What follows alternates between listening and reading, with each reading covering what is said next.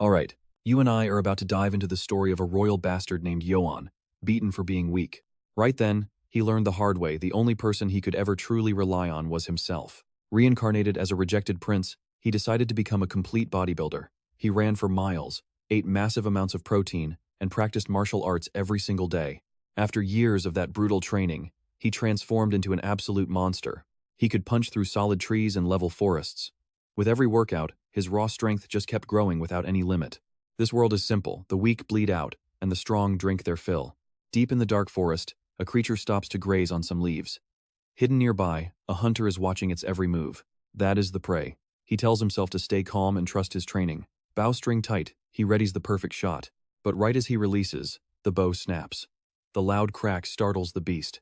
His companion yells out for Lord Yoan. He demands to know why Yoan broke the bow instead of actually catching the prey.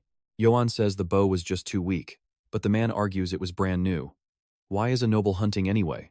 He thinks Yoan should have learned swordsmanship instead. The young noble just stays silent. He explains swordsmanship doesn't pay until someone hires you. He needs cold, hard cash to survive in this rotten world. Now, stick with me. Our main character was actually Kim Yoan, reincarnated here after a tragic accident. Even reborn as a noble, he is at the very bottom. He has zero chance of ever inheriting the family fortune. Suddenly, his companion stops. A pack of wolves is right ahead. The hunter fires an arrow to scare them off. The pack scatters. Yoan watches, realizing this realistic medieval world is harsh. Then, they stumble upon a pile of bodies. The young man mutters that even death gives these people no rest. His companion wonders if they were from their village.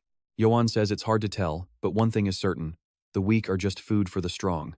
To survive this era, he needs money. When he first arrived, he hoped for some legendary cheat ability. That didn't happen, so he changed his focus to money. With enough gold, he can leave and do anything. He could be a merchant or a farmer. While Yoan is lost in thought, his companion calls him over. He points out a specific medicinal herb, something called Little Demon's Grass. It is rare and stops bleeding instantly. Yoan snatches it up. This stuff has to be expensive.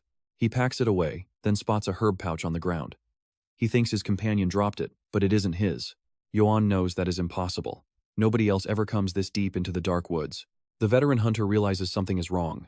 A sudden sound echoes through the trees, making them both jump. They hear someone screaming for help. The sound of barking wolves gets closer, putting them both on high alert. They find a child trapped up a tree by a wolf pack. His companion recognizes her as Dell, the daughter of Robert. He wonders why a kid is out here alone. The wolves close in. Joseph warns there are too many to fight. He suggests running for help, but Yoan just walks forward. His companion warns him these aren't just normal wolves. The young man says he'll be the distraction while Joseph rescues Dell. Joseph is stunned by the noble's sudden bravery. I know what you're thinking. Is he a hero? No, Yoan just realized he is looking at a massive gold mine. He counts at least 10 wolves. He calculates that if he can sell all these pelts, he is going to make a fortune. He shouts for his precious sources of money to wait. The older hunter has no idea what is happening. Yoan pulls his sword. His companion can't believe how messy his swordsmanship looks. The beasts rush him. He moves fast. One wolf leaps and bites down hard on his sword blade. The sword shatters instantly from the bite. The animal recoils from the shock, catching Yoan off guard. Then another wolf attacks from his side. He is totally surrounded. Joseph watches in horror, screaming for his lord. He shouts for Sir Yoan. Meanwhile, in Baltroden village, the Ites family is busy conducting their territorial inspection. Villagers bow low as the group passes. One man holds a child close in his arms. Madame Ites, the concubine, complains about the terrible smell. The eldest son, Philip Ites, says nothing. Xenites, the lord, also complains about the stinking countryside. Philip tells his father that Yoan is still missing. He suggests sending soldiers to find him. Xenites gets angry at the name. He says to just forget the boy. He doesn't care if the kid dies like his mother. He laughs mockingly, then stops and trust me. We'll want to see what happens next. You and I are about to see a total underdog use modern science to break this medieval world. The Lord just scoffed. He kept mocking him, asking how a pathetic insect like that could ever actually train. But his face completely shifts once he catches a glimpse of what that hay was hiding. Jessen spots a fist print smashed perfectly into a tree trunk. Then he sees the entire forest around it has been decimated. Back in the woods, Yan is on the ground surrounded by a wolf pack. One growls, but it's clearly hesitating. Realizing swords aren't his style, he tosses the beast aside. Then he tells his cute little money sources to come get some. He's fighting his way now. In this brutal world of survival of the fittest, he needs cash to stay alive. And to get that money, he knows he has to crush the entire pack closing in on him. He needs godlike strength to transcend human limits. With a massive flurry of punches, he tears into the wolf pack. Joseph watches, totally paralyzed. The blows land dead center, sending several wolves flying back into the dark woods. He grabs another by the throat and ends it with one precise hit. The beast falls cold to the ground. His companion can't even process that kind of power. Yoan just stands there wondering how much these pelts are actually worth. Yoan had to accept the harsh reality. His elite brothers treated him like a motherless bastard and an absolute disgrace. They tormented him constantly, beating him whenever they felt like it and threatening him if he ever tried fighting back. He quickly realized how heartless this world was. If he died tomorrow, nobody would even bat an eye. The only person he could ever trust was himself, so he asked what he needed to survive this medieval era. Luckily, he had a massive edge over everyone else his past life as a student in the modern world. Because of that, Yoan's mind was packed with knowledge these medieval people couldn't even begin to imagine. He used science to build himself, starting with high-intensity interval training. He even created a perfect diet from discarded food others called trash. The young man designed a training plan based on modern physics and mastered several types of close-quarters martial arts. And just like that, his non-stop training started to pay off. After years of grinding, the results were undeniable. He struck the tree until it finally snapped under the raw force. Every session made his body feel even more powerful. He felt completely alive, surging with unstoppable energy. Nobody knew if this power was a gift or a curse. Finally, the sounds of battle in the forest stopped. Yoan dusted off his hands. He looked at the mangled wolves and confirmed that was the last of the pack. He scolded Sir Johan for being so reckless, demanding to know why he would court such insane danger. But he admitted he was touched by Jan's bravery, jumping in to save the servant girl. Yoan, meanwhile, was only calculating the price of the wolf pelts. He asked what Joseph said, but the man just replied that it was nothing. The young man turned to ask Dell if she was okay.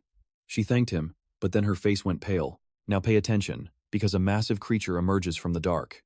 The girl covers her face in pure terror. The beast stares them down. It growls at Yoan, and Joseph screams that it's a literal monster. He told Sir Yoan to run, claiming it takes an entire army to kill that thing. Yoan just asked if this was the leader. He apologized for killing its minions, explaining that wolf fur sells for a pretty good price. The creature kept growling. It clearly saw him as nothing but prey as it lunged forward, jaws wide open. You saw that, right? He doesn't even flinch. He just grabs a rock, knowing this monster's hide is worth even more. He smashed the beast's head with the stone. The monster actually recoiled from the massive wound. Yoan complained about scratching the hide, worried the price would drop. The creature glared with pure fury and let out an earth-shaking howl. The piercing howl hit everyone. They immediately covered their ears as Yoan reacted to the deafening sound. He wondered what was happening. His strength was literally draining away. Suddenly, an intense battle exploded in the clearing. Yoan hit the ground, completely disoriented. He sat up, trying to wrap his head around what just happened. He looked around, searching for the beast. That's when he realized the creature had completely vanished. He spotted Joseph and Dell on the dirt. Moving closer, he saw that they were both still safe. He lifted Joseph onto his back, saying they had to leave before more monsters showed up. He began walking away. He regretted losing those pelts, but trust me, you and I are definitely going to see him get his payday soon. Alright, you and I are about to dive into a story where a son faces the ultimate betrayal from his own blood. He daydreamed about his father finally naming him successor after taking down that wolf pack. But he shook it off, just hoping for a spot in the guard so he'd never go hungry again. Suddenly, he froze. A lone torch flickered in the darkness just ahead of him. He ran right into his father's inspection team, blocking the path. Philip screams out Yoan's name. His brother furiously demands to know why he missed the inspection. Yoan realizes he completely forgot his duty. Gesson rides closer, calling Yoan an immature brat before jumping off his horse and planting his feet. Holding the unconscious Dell, Yoan tries to explain, but his father just tells him to shut up. Gesson raises his heavy axe, threatening to crush Yoan's skull for the disrespect. The young man just stares down. Watch closely. Yoan finally looks up and declares he didn't miss the inspection on purpose. He explains he was saving people. Suddenly, a man rushes from the crowd, recognizing little Dell and grabbing her. The man weeps with gratitude, hugging the child over and over while repeating how happy he is. Yoan points toward the forest, explaining how he fought off a pack of wolves to save the girl. He tells the villagers that despite missing the inspection, he fulfilled his duty as a son of nobility. He bows an apology, promising he will keep doing his absolute best for the safety of the estate. He even suggests becoming the captain of the guard, smiling as he thinks his self-promotion was flawless. Gesson isn't buying it. He demands to see the dead wolves as proof. Yoan insists he's telling the truth. He even mentions the great black wolf, leaving the crowd shocked and his father's mouth hanging open. Jessen calls him a liar and threatens to rip his mouth off. Yoan fires back, demanding a duel. He turns away, knowing there's no other choice. His father accepts with a wicked grin, eager to test him. He orders Yoan to draw a weapon for the duel. Yoan just stands there, stunned by the request. It finally hits him his father never actually taught him how to use a sword. They face off. You and I both know this is a disaster waiting to happen. Gessen orders him to draw his steel. Yoan shows his broken hilt, so Philip hands him a blade while whispering for him to just beg. Yoan refuses. He did nothing wrong and won't run. He grips the sword and prepares for the fight. Gessen snaps his helmet shut. Across from him, Yoan focuses every bit of his determination to prove his worth. He charges into the attack. Gessen's eyes widen as Yoan strikes with overwhelming force, clashing directly against the axe. The impact is too much. The sword shatters, and a sharp shard flies back, striking Yoan in the head. Gessen stumbles back, still clutching his weapon. He glares, calling his own son a useless parasite. Yoan reels from the blow. Philip yells that his brother has officially insulted the lord of the estate. The villagers realize Gessen actually wants to kill him. He attacks again, screaming that Yoan was never worth teaching. He presses the assault, shouting that his son will never be strong enough to surpass him. Gessen bellows that this land belongs only to him. Yoan stares back, blood streaming down his face. The wound drips into his eyes, blinding him. Philip screams as Gessen swings the axe handle at Yoan's face. The crowd gasps. Yoan manages to block with his hilt, but it starts cracking under the sheer pressure. The hilt explodes into fragments. Yoan finally admits defeat, kneeling before his father amidst the broken steel. Gessen towers over him, telling him to know his place. One more look, and he'll truly crush his skull. With that, he turns and walks away, leaving Yoan kneeling alone in the dirt of the arena. The villagers surround him. Somewhere far away in a church, a voice calls his father's actions completely unjust. Inside, Yoan tries to quiet him, but the priest shouts that he doesn't care he's from the Vatican. He continues to fume, unable to believe a father could treat his own flesh and blood that way. His head bandaged. Yoan insists he's fine, but the priest just calls the whole situation absolutely ridiculous. Yoan leans against a table, lamenting his weakness. Without any training, he never realized just how powerless he was. The priest consoles him. Gessen is a battle-hardened monster who inherited all the family's secret techniques. Trust me, you and I are going to see Yoan rise from this. Rumor says Gessen once killed 300 men alone. Alright, you and I are diving into a story where a single sighting of a black wolf changes everything for our main character. The priest spins around, eyes wide.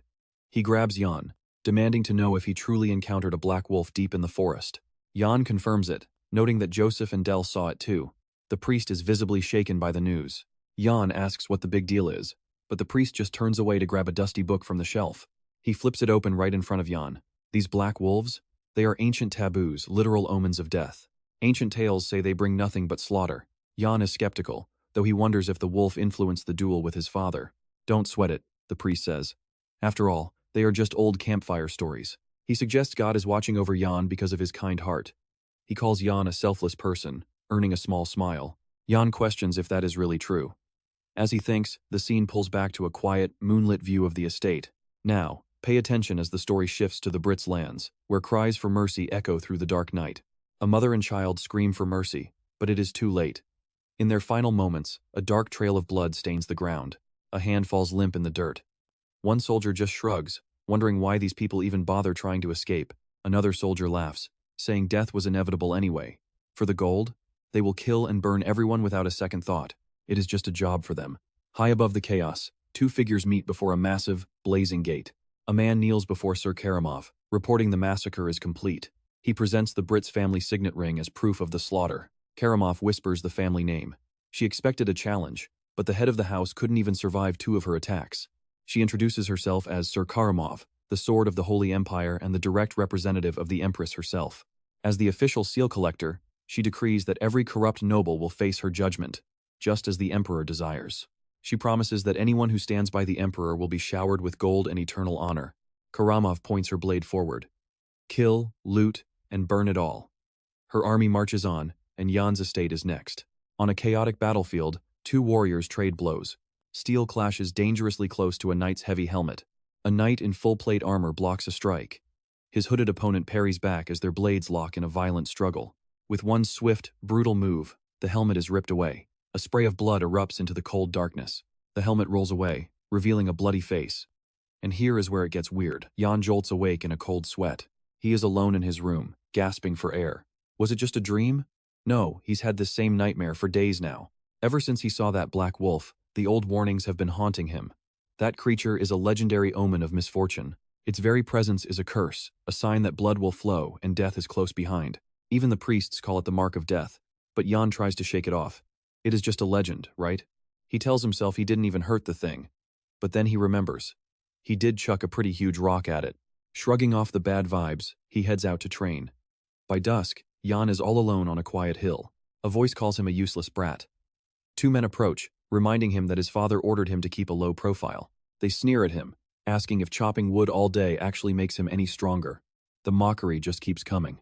They mock his dream of joining the guard, laughing that his father would never appoint a piece of trash like him. They finish by saying his father would rather crack his skull open and feed his remains to the pigs. Without a word, Yoan throws a single punch, completely obliterating the massive wooden log in front of him. The two men stand frozen, mouths hanging open in pure shock. Yoan slowly turns his gaze back toward them. He invites them to step closer and say all that again. They freak out and bolt, screaming they'll tell his father everything. He watches them run, muttering about what pathetic idiots they are for not worrying about their own miserable futures. He ignores them and gets back to work. But then, another voice confirms that those idiots were actually right. Philip walks up, breaking the news that their father has zero intention of ever giving Yoan a real position. Yoan admits he already suspected as much. Considering he is still alive, he figures things could be a lot worse. Philip asks if he is disappointed, but Yoan just shrugs it off. Then, Philip reveals the real, terrifying truth. Their father is actually afraid of him. Yoan stops his punch midair and slowly turns to face his brother. Philip explains that Yoan's undeniable strength has become a direct threat to their father's control. Their father wants obedient pawns like Philip, but Yoan refuses to break. Trust me, you and I are about to see this family explode. Alright, you and I are diving into a story where family ties are a death warrant. Philip thinks their father fears Yoan will take everything. Yoan just laughs. Philip signals a servant to bring over a special delivery, and the man quickly opens up a large cloth sack. Yoan looks inside, confused about the contents. He finds a surcoat, a long sword, and a brand new breastplate. Philip makes it clear he isn't like their father. He is not stupid enough to throw away someone with real talent. Yoan stays silent, watching him closely. Philip then promises to make Yoan the captain of the guard once he takes over as lord. He tells him to keep training and quit causing trouble. Yoan snaps back that he is never the one who starts it. Philip and his servant head out, leaving the young man alone. He looks at the armor and realizes it is the exact same set from his nightmare. A dark thought crosses his mind. Does wearing this armor mean he will die exactly like he did in that dream? Still, he feels a strange confidence that he can beat fate. Yoan decides he will need top-tier gear if he wants to win. He puts on the breastplate and cloak, fitting the gear to his frame. As the sun sets, a distant laugh echoes. Down at a tavern, a man swears he is telling the truth, while another mocks him for making up fairy tales. The first guy describes how Sir Yoan slaughtered wolves and drew his blade just to protect Del and Joseph. The others quickly agree, saying Yoan is much more noble and honorable than Lord Gon. Now pay attention, because someone is listening to every word. While a hooded figure listens, a villager suggests Yoan should have killed Lord Gon. The hooded stranger asks why he is being so generous. Joseph raises his mug, toasting Sir Yoan for saving his daughter. One of the men turns to the stranger, asking who he is since he is a brand new face in town.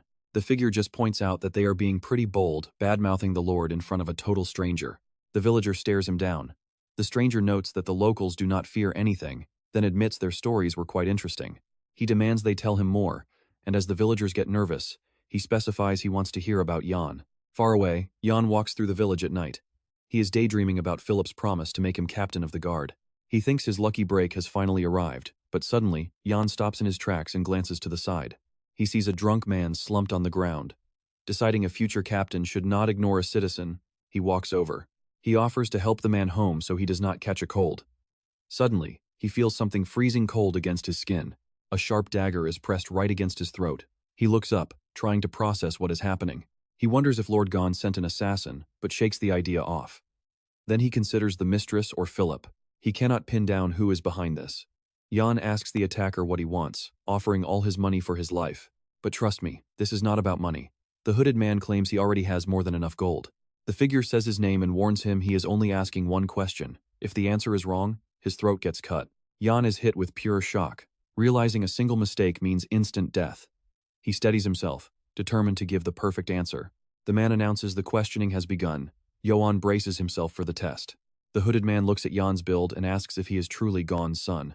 Yoan is completely caught off guard. With his life on the line, he grinds his teeth, struggling for an answer. Finally, he says a lion can be born from a pig. The hooded figure goes silent. Yoan panics, wondering if he just signed his own death warrant. Then, the man's hood shifts. Suddenly, he bursts into a loud laugh. He likes the answer, but he refuses to let Yoan go just yet. The figure declares that Yoan now belongs to him. Yoan is totally lost, having no idea what that even means. That man is Kagal, the greatest assassin in the Empire and the master of the Nasos Guild. He built his skills on a mountain of bodies, earning the name Poison Serpent. But Kagal had one major problem. He could not find a single person worthy of inheriting his deadly techniques. He searched everywhere, but found only failures. A few showed a bit of talent, but were ultimately crushed. One even chose death over staining his noble honor. Kagal gave him exactly what he wanted. More than 30 heirs from noble knight families died at his hands. Getting desperate, he visited the Empire's witch. A voice greets the Poison Serpent, the one who brings peaceful death. The witch reveals the student he is looking for is inside that castle, one of the Lord's very own sons. Kagal doubts his successor could really be in such a backwater place. The witch offers a refund if she is wrong. He takes the deal, deciding to trust her. Kagal felt he had wasted too many years and was running out of time. As he enters, you and I will see if the prophecy holds. Doubt follows. Alright, you and I are diving into a story where, looking at the castle, Kagal decides he'll kill the boy if he's a letdown. But back in the present, he names himself the Nasos Guildmaster and Yoan's new mentor. He offers a brutal choice. Die by his blade right now, or master his legendary swordsmanship. Yoan is completely floored by the offer. But then, Yoan breaks the silence by shouting, asking how much he has to pay for the lessons. Kagal says it is totally free, shocking Yoan. He realizes an elite guildmaster is going to train him for nothing. Yoan practically lunges at Kagal, telling him he has waited his entire life for a master like him. But Kagal drops a warning his style is meant for assassins. Mastering it will make him a total disgrace to any noble, knightly family. Yoan shouts that he doesn't give a damn about honor or shame, begging the man to teach him. Kagal agrees, thinking he's never met a brat like this before. Right away, Yoan calls him his new master. Then he asks for an allowance since Kagal mentioned being rich. Kagal just stares, realizing this kid is truly something else. The scene shifts to the castle. Yoan Ites, mounted on his horse, announces the inspection is done and he'll be leaving for a while. Philip waves goodbye and promises to keep a close eye on the castle. Madame Ites declares that no matter how much he fights, the castle will be hers. Philip mocks her, stating he is the rightful heir. Yoan turns away, saying he's sick of both of them and they can do whatever they want. Inside, Philip tells his father that Yoan still hasn't come back, asking what their next move should be. Yoan barely looks at him, ordering Philip not to waste time on that brat. His death means nothing to them. Philip apologizes to his father. He walks away, silently wondering where Yoan is and what he's actually doing. Back in the forest, Kagal prepares to test Yoan's skills. Yoan asks to borrow a sword, since he breaks them constantly. Kagal hands one over. He watches him closely, finding the boy reckless and disliking pretty much everything about him. He draws his blade, considering ending the kid right there, and asks if he's ready. Yoan grips the sword, nodding. The master and apprentice face off. Kagal hates Yoan's messy stance and decides the boy definitely has to die. Yoan asks if he has to use formal swordsmanship or can just fight his own way. Kagal tells him to do whatever. Kagal says anything goes: fists, stones, or blades. Yoan grips the sword tight and unleashes a surge of overwhelming power. Now pay attention, because as fragments shatter in the air, Kagal finally realizes that all of his doubts were completely wrong. Kagal's eyes widen at the realization.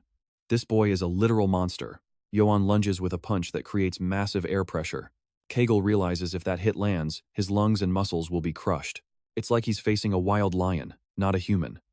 Kagal quickly moves his hand to his weapon's hilt. The battle intensifies as the master begins moving in completely unpredictable patterns. Yoan can't track him, unsure if the strike is coming from above or below. Then, the master's blade slams right into his face. He's sent crashing to the dirt from the impact. His master steps back, watching him lie there in the grass. He notes that even though he used the flat of the blade, Yoan didn't faint. The man calls it ridiculous. You and I are seeing the potential of a hero who would have been legendary 1,000 years ago. Yoan tries to thank him, but Kagal warns there's a fatal weakness. At this rate, he'll die no matter what. Still down, Yoan asks what he means. The master explains that Yoan can't control his own strength, and that'll kill him. Yoan says he isn't attacking himself. Kagal prepares for the next round. He dares the kid to attack again if he's actually that confident. He bets that if Yoan can break his master's sword instead of his own, he'll give him gold. The boy charges, shouting for the money. He strikes with everything he's got. The blades clash with a bang, but Yoan's sword just shatters into pieces. The recoil force sends him flying backward. Yoan realizes this is exactly like his previous fight against his father. His master asks if it finally clicked he lost to his own power. He must learn to control it, or he'll die.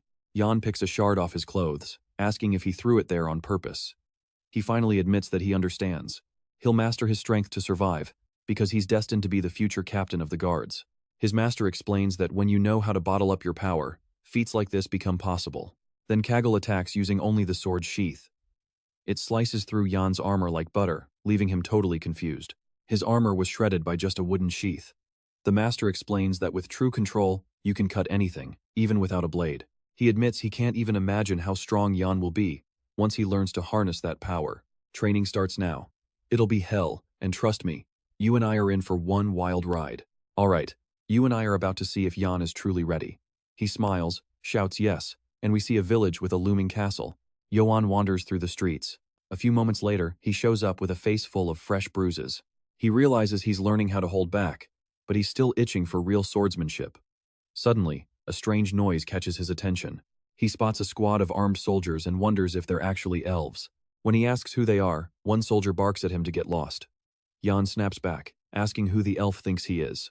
The soldier scoffs, introducing his group as the Wolves of Akaton, the Empire's most elite mercenary unit. The kid's eyes light up at the word mercenary. He immediately asks about the pay. They brag about earning 2 gold coins per job, way more than any captain. One elf says skill is everything, and Yoan totally agrees. Yoan has never even seen a gold coin before. He's seriously considering a career change right now. Now pay attention, this is where the vibe shifts. A massive, armored warrior towers over him from behind. The pressure is soul-crushing. Yoan instinctively reaches for his blade, but stops, sweating, wondering why he even tried to draw it. An elf levels a sword at Yoan, calling him disrespectful for daring to arm himself before Sir Karamov. With a simple wave of his hand, the giant warrior stops him and says it's fine. Still on his horse, he asks for the boy's name. Surrounded by cold steel, Yoan finally introduces himself as Yoan of House Ites.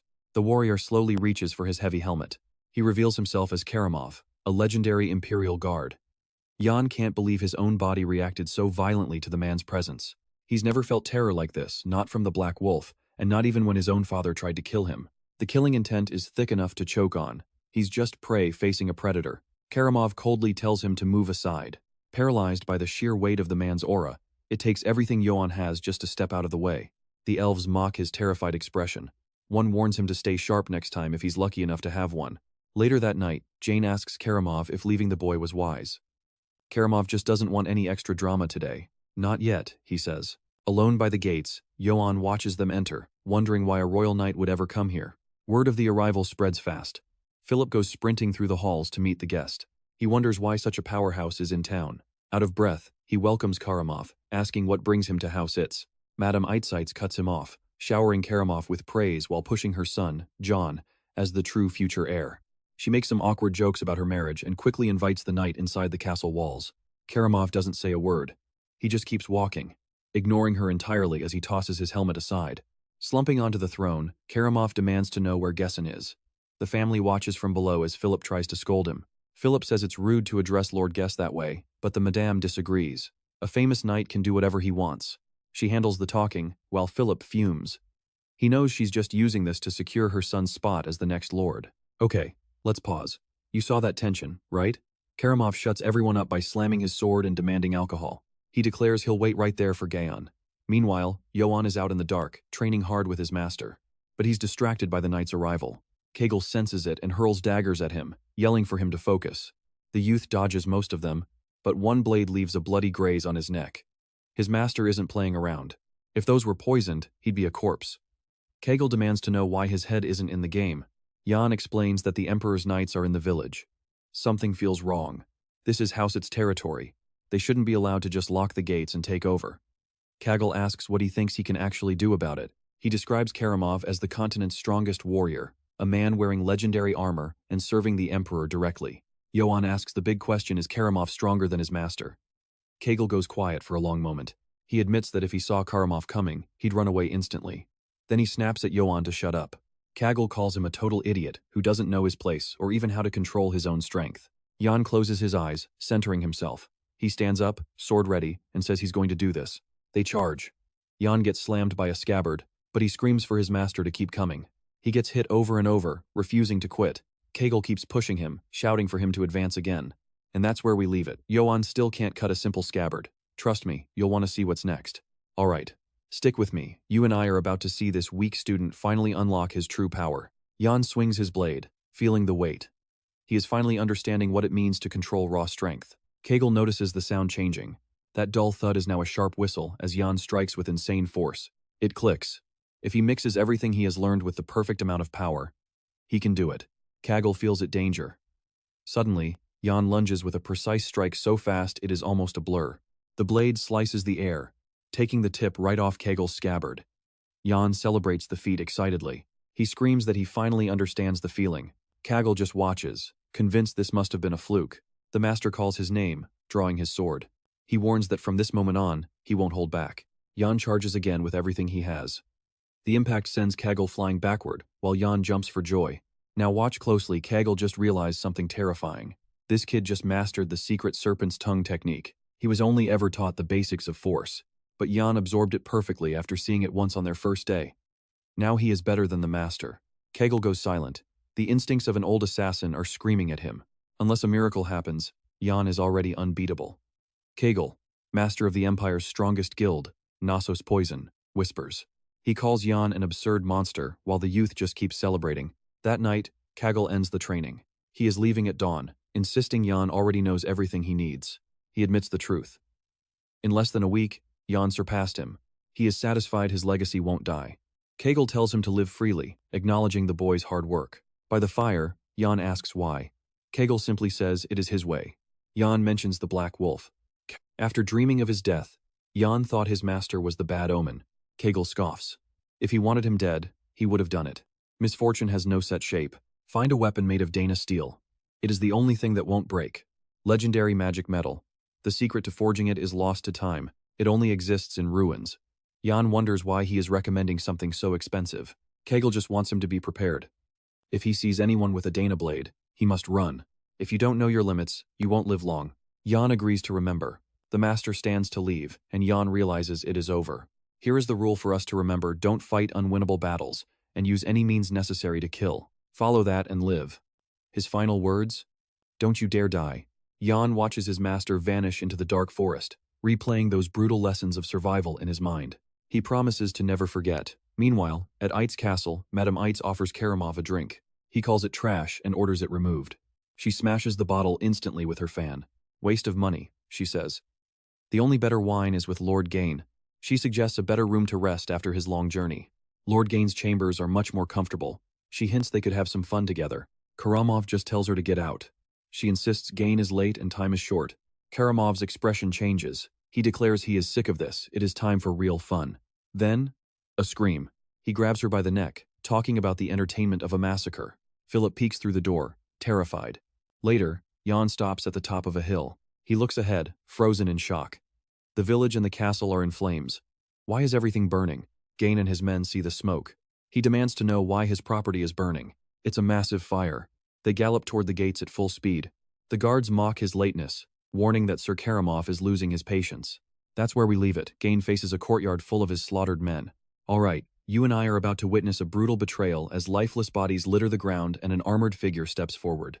Sir Karamov greets him coldly, noting his lateness. Gesson demands to know what on earth is going on. Reaching for his axe, Gesson draws his weapon and questions Karamov. The knight responds by accusing him of high treason and a plot to assassinate the emperor himself. He declares that House Ites will now be completely eradicated by imperial decree. Gesson shouts that this is nothing but a purge. They are using false accusations just to execute him. Gesson charges, refusing to let Karamov have his way. But Karamov just orders the trumpets to sound, demanding the family seal be recovered while every soul in the territory is purged. A soldier lifts the trumpet to his lips as the final order echoes out, "Wipe this land off the map forever." Shouting fills the air as the imperial army advances. Through the smoke, a soldier approaches a wounded villager. Kneeling in the dirt, the man spits out that the soldier is a cruel bastard. Now watch this. The soldier mocks him, asking where the traitor's son is hiding. He decides to send him to his god, but Yoan Ites suddenly appears to block the strike. The young lord slashes through the soldier. The villager watches as blood sprays across the burning ground. Looking up, the man recognizes his savior as Lord Yoan. Yoan helps him up and asks what is happening here. He says the troops are slaughtering everyone in sight. Father Valberg arrives, adding the grim news that Lord Gessen might already be dead. Yoan Ites reels from the news. Valberg explains they are burning the entire village to leave absolutely nothing alive. The youth knows he has to reach the castle. Suddenly, a familiar voice cries out from nearby. He follows the sound despite Valberg calling after him. Jan finds little Dell on the floor and asks if she is okay. He tells the child she is safe and pulls her close. But suddenly, he senses a deadly presence approaching. Dell stutters, pointing behind him at her fallen father. Yoan turns to see the man who once smiled at his daughter, lying lifeless on the ground. Jan looks around at the bodies of even more slaughtered villagers surrounding him.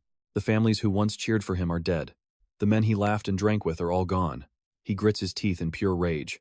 Dell clings tightly to his cape. Jan tells her it is too dangerous here and hands her over to Father Valberg. The girl nods. He turns and walks straight into the flames while Valberg desperately asks where he is going. Valberg screams for him to run and save himself. Yoan stops in his tracks when he hears his own name called out. He looks up to see an imperial banner with a head impaled on top. It is his father, Lord Yoan Ites. You and I can see the sign announcing Duke Yoan Ites was executed for treason. It warns that anyone touching the body will be punished, signed by Karamov. A nearby soldier spots him. He mocks Yoan, asking if he is the traitor's bastard son. The man sneers, thinking he had run away. He asks if he came back to die, but Yoan draws his sword instantly. He slashes the pole. The imperial banner hits the dirt and is trampled underfoot. The soldier screams for the others to attack. Yoan just glares. He charges forward, cutting down every soldier in his path. The final soldier collapses. Yoan stands alone in the wreckage and ruin of his home village. He questions why he's going to the castle. He knows Valberg was right, he should be running as fast as he can to survive. Facing Karamov at the castle is basically a suicide mission. Suddenly, a weak voice calls out his name. He finds Philip wounded among the fallen knights. Philip looks up, relieved to see that the young lord is still alive. Philip asks why he returned. He warns Yoan to leave now, or he will surely die in this place. Philip hands him his helm, saying he wanted to give it to him once he became lord. Yoan takes it, gritting his teeth. He remembers his master's lesson about knowing your limits. He was told to run if things ever got too dangerous. Despite knowing his opponent is an elite imperial knight, Yoan makes his final choice. He recalls the golden rule: if you must fight, you must kill. Yoan dons the helm and says the time is now. He stands up and enters the castle gates. Immediately, he is confronted by a squad of imperial soldiers. The soldiers are baffled how he got past the guards. Yoan clenches his fist and roars for Karamov to show himself. He charges, screaming for the bastard to face him. The youth stands firm on the stone floor, silent in his heavy armor. Blood drips from his blade. Sir Karamov finally emerges, noting that the fugitive son somehow managed to survive. He remembers Yoan Ites from the castle earlier. Jan flatly states he is not in the mood for small talk or introductions. Yoan tells Karamov to just think of him as a very angry man. Trust me, you and I are about to see him let all that rage out. Karamov readies himself for the final confrontation. Alright, you and I are about to see a clash of absolute monsters. Sword in hand, he tells Yoan to attack if he is ready to die. And the answer? He has been planning to do exactly that. Yoan charges. Their blades collide in the middle of the flames, grinding against one another with pure hatred. Yoan swings wide, but Karamov blocks it cold, metal screeching as the heavy swords slide past each other. A massive strike disarms him. Jan's sword flies into the dark as he barely leaps back to reset his stance. Karamov calls it fun while Yoan's swords shatter into multiple jagged pieces. The broken metal floats around him. While Yoan watches the fragments, Karamov lunges forward again. The massive blade carves through the air, slicing a stone pillar in half. Karamov finds the situation interesting. He admits Yoan is stronger than Brits was. Then, he spots one of his own soldiers. Pay attention here, because this guy is a monster. He rips the soldier's head off and tosses it, demanding more entertainment. Yoan recovers, blocking a strike so hard it cracks Karamov's armor. Now, it is time to counter. His blade cuts his arm. Karamov retreats, and the two face off from a distance. Karamov stares at his bleeding arm. How did this kid manage to cut through his legendary armor? Yoan grips his hilt tight. Damaging Dana's steel is impossible for a human. Karamov demands to know his identity. The youth raises his sword again. Their blades collide with bone-shaking force. Surprised by the strength, Karamov blocks a strike, trying to crush him with sheer power. He dismisses Yoan as a brute with zero technique, just swinging wildly. He prepares a counter, parrying the blow before thrusting forward. Yoan barely dodges. He is clearly struggling to defend against simple, direct attacks. Karamov realizes the kid is all instinct. Did Gain seriously never teach him how to fight? He is too dangerous to leave alive. Karamov decides to end this fight now. He parries, but Yoan's blade digs deep. The youth pushes forward, forcing Karamov to desperately deflect the steel. Yoan threatens to take his head. Suddenly, Karamov senses something terrifyingly different about his movement. Yoan grabs the blade with his hands as a serpent aura emerges. He lands a devastating punch right to Karamov's face. The force shatters his armor and sends him flying back. Karamov spits blood as his sword clatters down. He retreats, clutching his mangled mouth. Wait, you and I just saw a secret technique. Yoan Ites was hiding his true ability all along. His eyes widen in shock. He curses himself for being careless as he doubles over, coughing up blood. A puddle forms at his feet. He stands tall again, facing the boy who is watching his every move. Yoan drops his helm and asks why. Karamov says it was all for the Emperor's glory. He claims the Empire was failing, so His Majesty drew his blade to correct it. He mentions the sword Movara, leaning on his own blade and coughing while Yoan stands over him. Karamov starts to laugh, genuinely impressed. For decades, he has fought everyone, but he has never found a warrior this strong. He invites Yoan to join the Empire. The Emperor needs monsters like him. He promises endless gold, fame, and land. He could be an imperial knight, the Emperor's own sword. Yoan just stands there in silence. He turns away. That was his dream once, but now? He feels absolutely nothing at all. He refuses. Karamov can't believe his ears. Yoan calls him out for murdering family. Karamov sneers at the mention of servants. He grits his teeth. Who cares about those insects? Their deaths do not mean a damn thing. The strong drink the blood of the weak. That is the only law this world follows.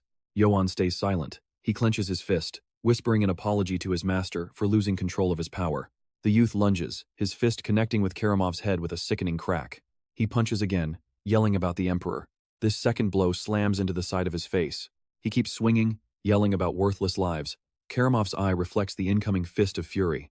Trust me, you and I are watching a man's pride shatter. Who gave you the right to judge who lives or dies? All right, you and I are about to watch the moment Yoan finally breaks Karamov with a crushing final blow. Blood sprays across the cold stone. Karamov's hand twitches one last time as Yoan stands over his broken enemy, fist still dripping. He turns to leave, but Karamov calls him a fool for refusing the offer. He warns it is too late for the man who shattered the Emperor's blade, only endless misery awaits him now. Yoan watches as Karamov's lifeless hand drops before his entire body dissolves. He reflects that in a world of death, money was his only goal. But now, his fist clenches. His family, his neighbors, everyone he knew was slaughtered and burned to ash in that massacre. Even if the whole world turns against him, he walks through the carnage. He only did what needed to be done and he refuses to regret it, regardless of what the world might say about his path. The massive fortress gates groan open under the moonlight. Jane and her elite squad of elves march into the main courtyard. She looms over a wounded soldier, demanding to know if his report is actually the truth. The soldier begs for mercy, swearing he isn't lying. He describes how the man tore through their defenses and crushed every soldier in his path. And here's where it gets wild, he claims. The man took Sir Karamov's head with his bare hands before disappearing into thin air. Jane scans the field of bodies, coldly questioning why her own corpse isn't lying among the dead. She demands proof for such an insane story. The soldier can only stammer that while he doesn't understand it, he saw it with his own eyes. Another elf interrupts, reporting that the pursuit team is ready to move. Jane confirms she will be joining them shortly. Jane strides across the courtyard. She faces her army and gives the ultimate command: hunt him down and kill him. The target is Yoan Ites. As Yoan sprints through the woods, Jane brands him a traitor to his bloodline and the prime suspect in Sir Karamov's murder. The young man keeps fleeing through the woods, carrying Philip on his back. Jane screams for her men to capture him, alive or dead. But he must be brought back. Soldiers swarm him in the shadows.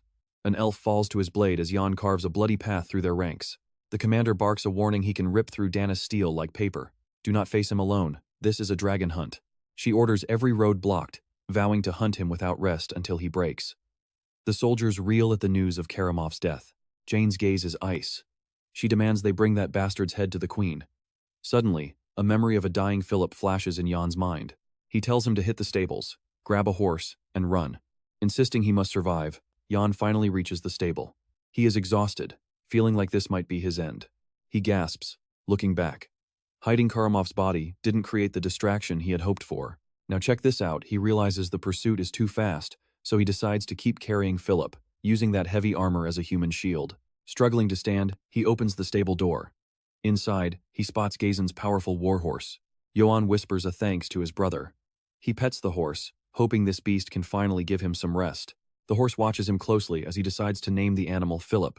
An elf soldier spots a flash of steel and orders a sweep. He is convinced the bastard is nearby, as another guard hears the frantic sound of hooves. Yoan explodes from the forest on horseback, surprising the troops. He grips the body tight as he charges. A soldier screams that Yoan Ites is breaking out and escaping on a horse. He gallops into the pitch-black woods. The elf commander roars for his men to take him down at any cost. Crossbow bolts fly. Arrows thud into the armor of the corpse Yoan is using as a shield before he vanishes into the moonlight. Yoan rides through the night, eventually losing his pursuers. He finally reaches the deepest parts of the dark forest. He stops, realizing that despite Philip being a monster, leaving him unburied feels wrong. Yoan looks back at the body. He notes Philip's armor looks expensive. He takes the sword from the dead body. Yoan inspects the blade. It's incredibly light and forged from solid Danis steel. He unsheathes it to read the engravings. He recognizes the ancient script. It reads, "I am the one who reclaims crests. The crest reclaimer." He wonders if it means family crests. Feeling the name as an omen, he takes the sword and buries the armor. It's a waste, but he promises to come back for it later. Carrying it now would only slow him down. He drives the shovel into the earth. After burying the body, he wonders if this is enough. The image of Karamov, the Emperor's knight, flashes before him. He knows the news will spread. The entire empire and Karamov's vengeful knights will soon be hunting his head. Trust me, you and I have just seen the start of his suffering. All right, you and I are about to witness a story where life was a nightmare long before Yoan Ites even pulled the trigger. With his home in ashes and no money left, he just needs a moment to breathe. Suddenly, a low growl vibrates through the darkness. Yoan Ites turns just in time to see a massive black wolf emerge from the shadows. He stares the beast down, but he is completely spent. He is at his breaking point, and now this monster shows up when he has nothing left. He knows a fight is suicide. He can barely even grip his sword anymore. His only prayer is reaching his horse and getting the hell out. But his luck just ran out. Voices shout nearby the soldiers found his horse. They know he is hiding somewhere close by. Yoan Ites recognizes those wolves. It is the Akaton pursuit squad. An elf points directly at his hiding spot, sensing something in the dark. Crossbows level at the shadows. He is completely cornered with nowhere left to hide. Monster in front, killers behind.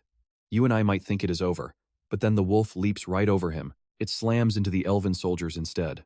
The black wolf starts a total massacre, mauling a screaming soldier as the rest panic. Yoan Ites is stunned. Why did it ignore him? Then it hits him. The wolf is clearing his path. This is his only opening. Move now or die. Yoan Ites grits his teeth, ignores the pain, and sprints with everything he has. He makes a desperate dash for his horse. He leaps into the saddle and snaps the reins. Within seconds, he is galloping away at full speed. Memories of his childhood flash by the priest, his brother, the lessons. But he cannot stop. He just keeps riding. He remembers his training and the youth he lost. He remembers the slaughtered villagers as he leaves his broken homeland behind. The image of his brother's final gift, his helmet, haunts him. Behind him, the ruins of Ites village fade into the distance. Back at the clearing, an elven soldier lies dead.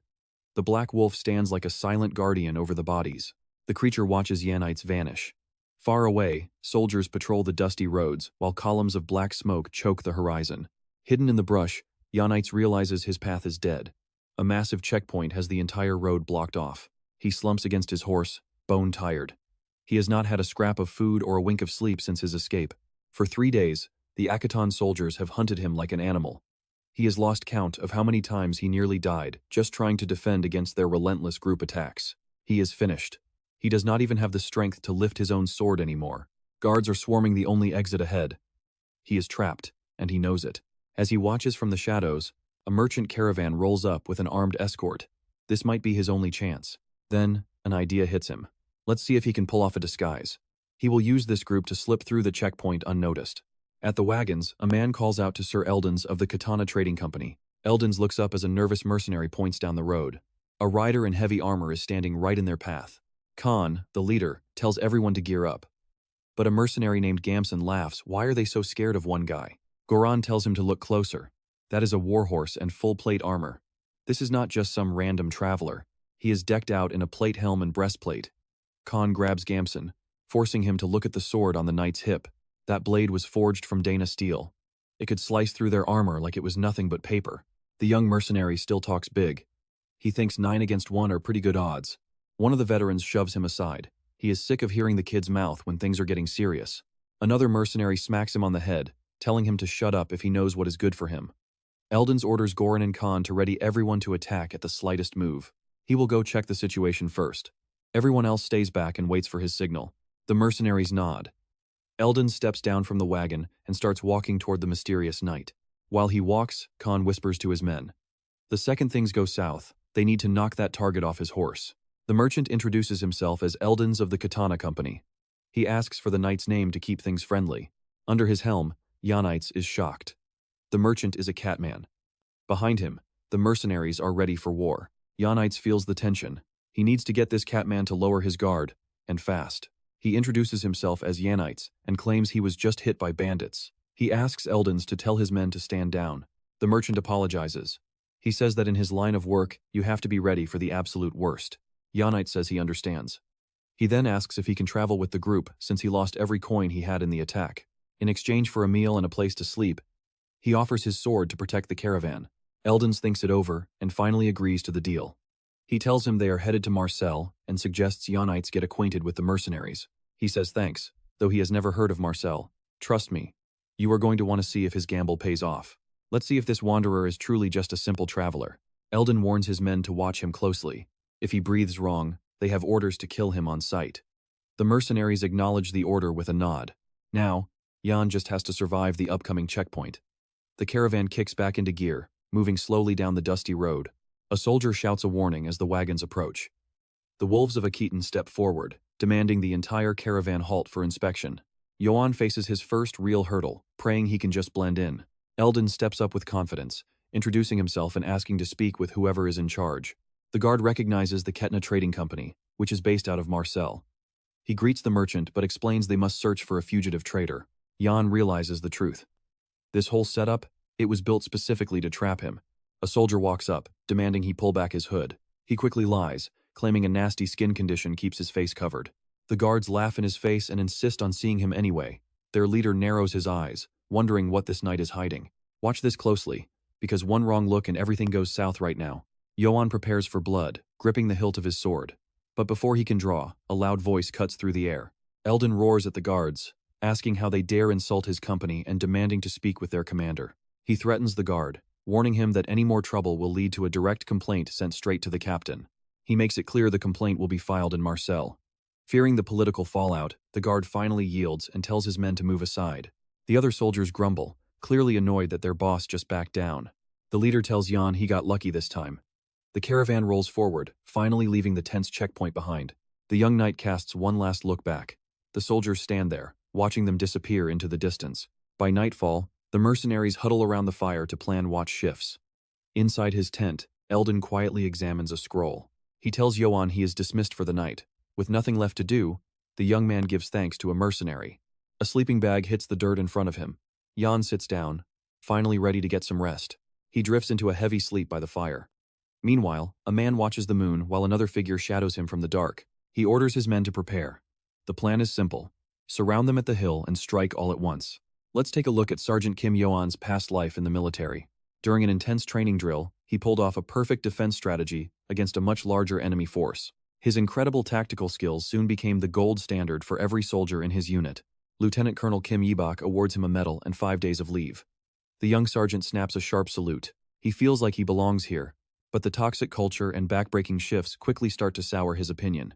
The terrible pay was the final straw. That's why he ran. Now, in his nightmare, he's being dragged back to base. Yoan snaps awake, gasping. He realizes it was just a dream and takes a breath, trying to calm his shaking nerves. That nightmare ruined his sleep and left him aching. He looks up to see the moon still shining over the camp. Suddenly, arrows rain down from the dark. Yoan braces for the strike. With lightning speed, he snatches an arrow right out of the air. He knows the soldiers have finally caught up to him. Annoyed that he's been found, he stands up to warn the camp. He shouts at the top of his lungs, alerting everyone. Eldon and the others scramble awake. But first, let's jump back 5 minutes before the arrow started flying. Khan was complaining to Gamson, wondering why they were doing all the work while the new knight just sat around. He tells the young mercenary to keep his mouth shut. The leader explains they can't trust guard duty to a stranger who might kill them in their sleep for their supplies. Being reckless means a short life. Khan returns to his patrol. Gamson mutters that he joined up to finally live like a real man. But he gripes that if he'd known the Goran mercenaries were such cowards, he never would have signed his name. Khan spins around and demands to know what he just said. The two men stare each other down in the dark. Suddenly, a shout of ambush cuts them off as arrows begin pouring down from the sky. Khan tackles Gamson to the dirt, using his own body as a shield. When the rain of arrows stops, he looks up. He tells Gamson to wake the others, but the terrified kid just bolts in the opposite direction to save himself. Goran finds Khan alive, But trust me, you and I are about to see this camp turn into a war zone. Alright, you and I are jumping right into a high-stakes merchant standoff. The mercenary reports the merchant is hiding under the wagon, and they need to brace for impact. Yoan steps up, ordering a defensive ring around the cargo. He explains they must fight as one, since they have no clue where the attack is coming from. Goran isn't having it, asking the kid if he thinks he's the boss. Khan tells Yoan they'll handle things themselves. The young man should just focus on staying alive. The knight is visibly stunned by their cold response. Goran rallies the mercenaries, barking orders to grab their shields and prepare for a bloody battle. Yoan asks Khan for a shield to help out, but Eldon shuts him down, claiming there aren't enough to spare. He turns away, finally realizing that these mercenaries don't trust him one bit. His eyes widen as the forest comes alive. A massive band of bandits emerges from the dark woods. Yoan realizes these are just common thieves, not the wolves of Aketon. Khan shouts the order to advance, and the mercs charge headfirst. Left behind, Yoan wonders who's actually guarding the wagon. Meanwhile, the forest erupts into a violent, chaotic clash. The thief leader tells his men to use their numbers to overwhelm them. Goran blocks a strike, screaming for his men to hold. Retreat means certain death. A bandit lands a heavy punch on Goran's face, making Khan scream his captain's name. The bandit raises his blade to finish Goran off. But now watch this, Yoan decides he's seen enough. With a lightning-fast motion, he draws his sword. A thief turns around, completely blindsided by the sudden movement. Another bandit is paralyzed by confusion. From the dirt, Goran watches in awe as Yoan slices an enemy clean in half. Blood runs down the blade, and Yoan notices the ancient runes on his sword are actually drinking it up. One bandit screams in terror that it's a demon sword and they're all going to die. He introduces himself as Yoan of House Ites, demanding to know who they are. Khan and Goran are floored to learn he's a noble. Turns out, he only slightly changed his real name from Ites to Yites to stay hidden. The bandits start whispering, terrified they just attacked a high-ranking noble. Yoan doesn't care, he wants answers right now. He points his blade at the leader, asking if they'll surrender or if they'd rather meet his steel. The noble warns them to choose their path wisely. The bandit leader just gasps for air, unable to speak. Finally, one thief drops his sword to the dirt. In seconds, the rest of the weapons follow suit. With hands raised, the leader officially surrenders. Yoan calmly sheathes his blade, the fight finally over.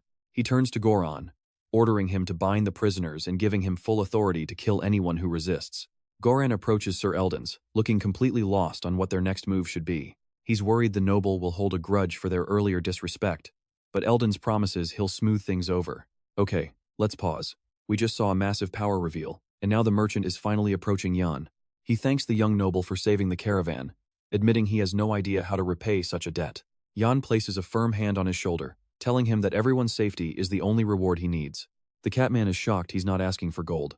As Yoan walks away, he asks that next time, they actually give him a shield.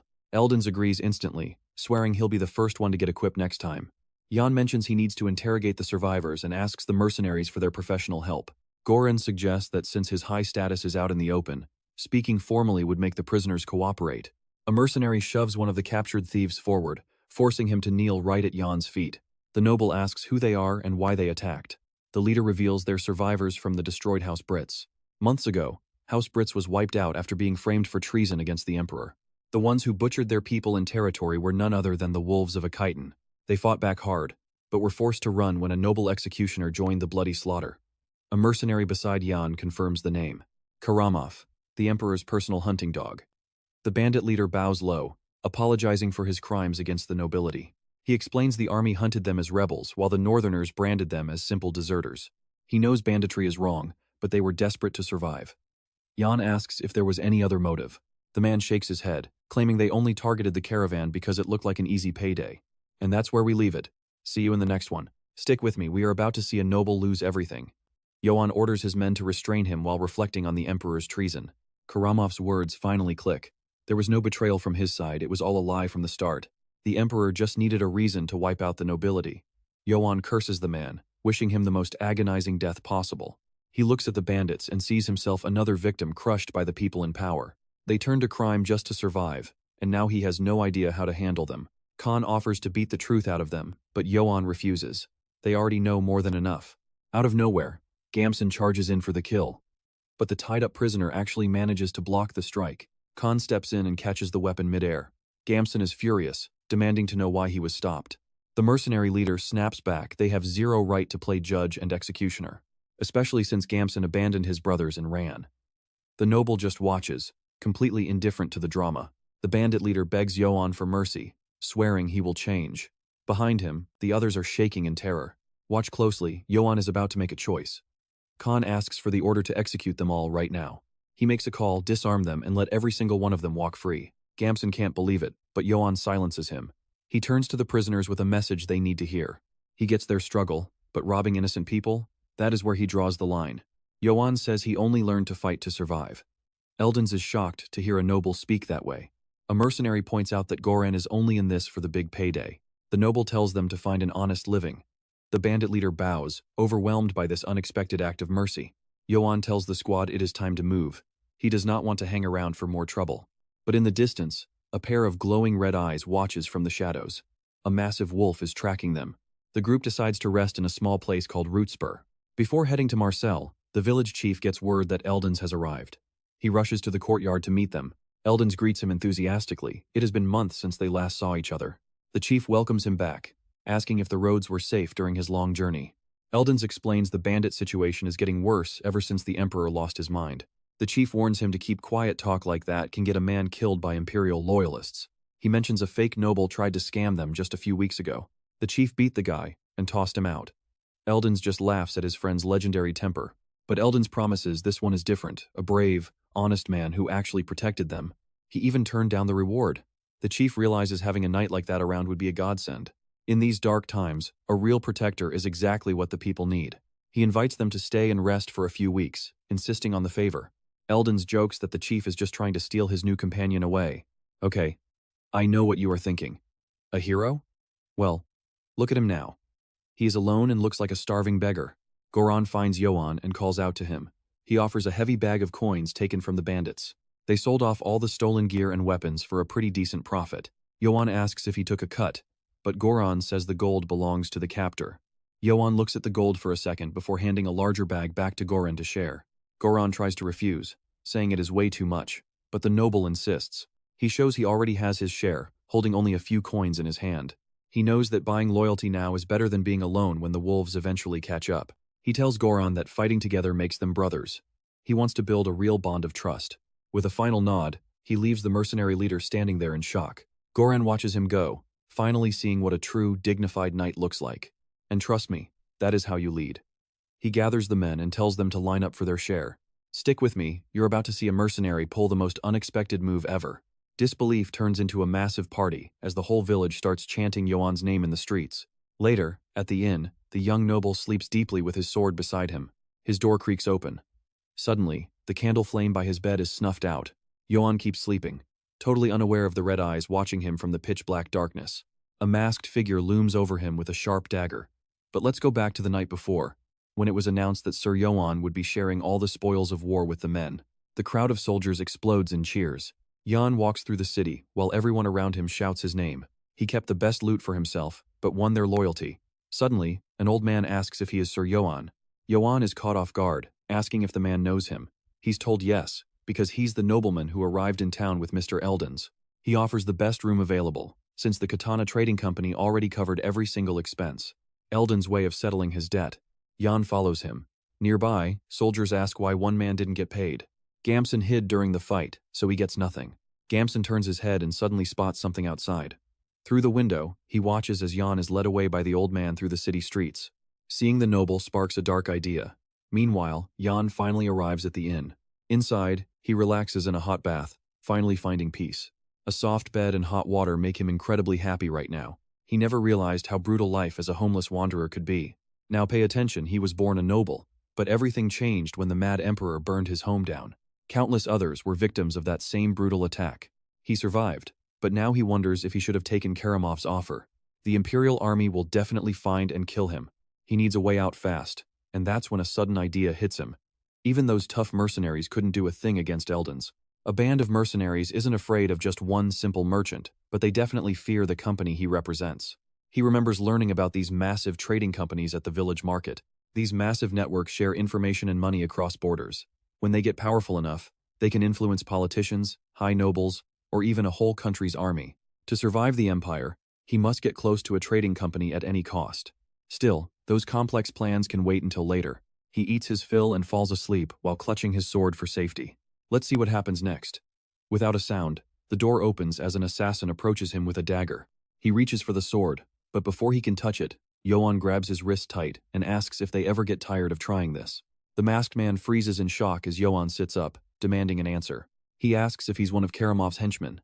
Desperate, the assassin starts struggling and screaming for Yoan to just let him go. Without breaking a sweat, Yoan tosses him straight through the bedroom door. As he hits the floor, the noble grabs him by the leg. He crawls away begging for help, realizing this noble is anything but human.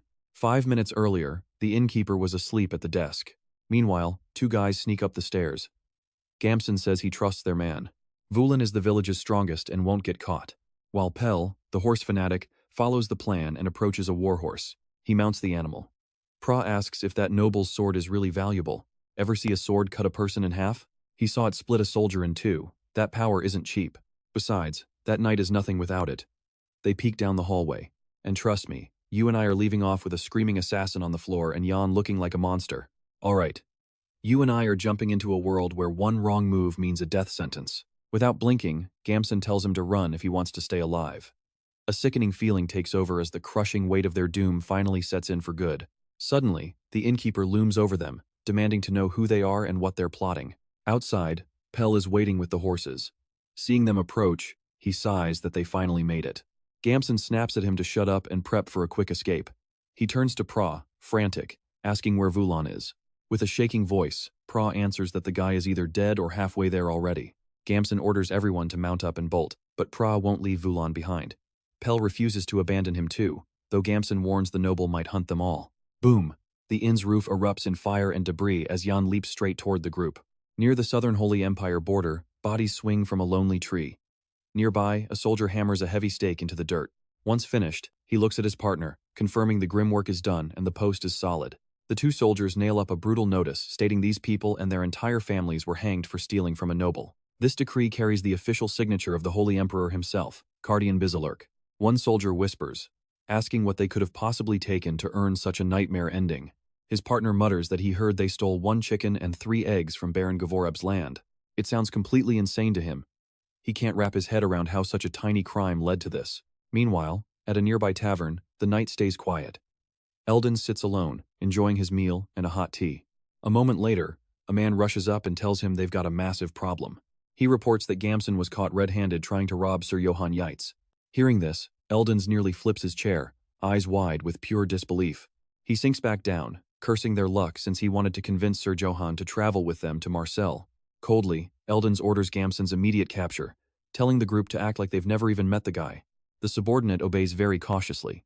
He marvels at how calmly a merchant handles a crisis. Alone, Eldons tries to keep his cool, confident he'll beat this mess just like he always has. He knows he's not going to die over something this stupid. Still, he needs a flawless plan to handle this nobleman. Elsewhere, the village elders are holding an emergency meeting. Now pay attention, the village chief is ending the meeting just as a man bursts in, screaming for help. He shouts that the local troublemakers were caught trying to rob those visiting noblemen. Furious, the chief slams the table, calling them useless brats. Someone asks what to do, which only makes the leader more enraged. In response, he orders them to gather tributes for the noble, including one of the village slaves. Then, he demands they prepare to execute those boys right in front of the Lord himself. Immediately, the parents start screaming, begging the chief not to let their children be killed like this. Seeing red, the chief grabs a stool, yells for silence, and smashes the wood into splinters against the floor.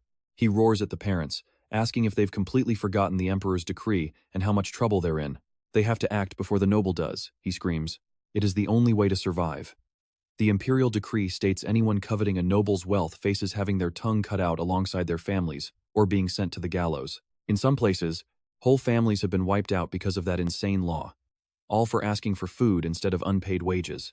You and I can see where this is going to him. Every single noble is a monster, and a brutal punishment is coming. After insulting a high lord, there is no way they escape without a brutal punishment. He might just behead the entire village while lecturing them about a knight's sense of honor. One man argues that this is Count Jerp's land, and regardless of the house, they could beg the count for help. The chief scoffs that nobles only care about their little honor games, never about whether people like them live or die. He slams the table, screaming for them to wake up. While the parents weep, everyone else stays silent. The chief snaps, asking if they really think he enjoys doing this. He hates sacrificing the children, but he knows the village might survive if the young ones are given up today. And that's a heart-wrenching choice for us to leave on. Trust me, You won't want to miss what's next. Alright, you and I are about to see how a simple mistake can cost someone everything in this world. Looking at them, Yoan realizes things have spiraled out of control. These were just local village boys who wanted his blade. It is clear his sword is drawing too much attention. From now on, he decides he has to keep it hidden. He admits he shouldn't have carried such a legendary weapon so openly. He will just scare them a bit before letting them go. Sitting in a chair, Yoan waits while the village chief rushes over, desperately asking if the honorable noble is actually unharmed. Without missing a beat, Yoan fires back that no, he is definitely not okay. He asks if it is the local custom to welcome guests with blades to their throats and hands in their pockets. Terrified, the village chief drops to the ground, begging for forgiveness with a truly sincere apology. The chief takes all the blame, admitting he failed to keep those fools in check. Yoan warns them before letting them go. Now watch this, the chief suddenly pulls a sharp dagger.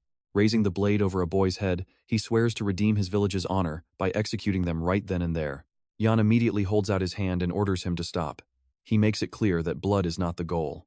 But the chief won't listen, insisting those who insulted Yoan's honor deserve death. He ignores the order, raising his weapon to strike the boy. A mother covers her eyes, apologizing to her son for his fate. But suddenly the blade is stopped in its tracks. Coldly, Yoan asks if the man is deaf. The entire village turns their terrified eyes toward the young noble. Silence falls over the clearing as everyone watches the scene unfold. Yoan stands up, asking if they've all gone mad enough to kill someone over something so trivial. He firmly suggests that if they want the boys to pay, they should use money instead of blood. The crowd stares back, stunned.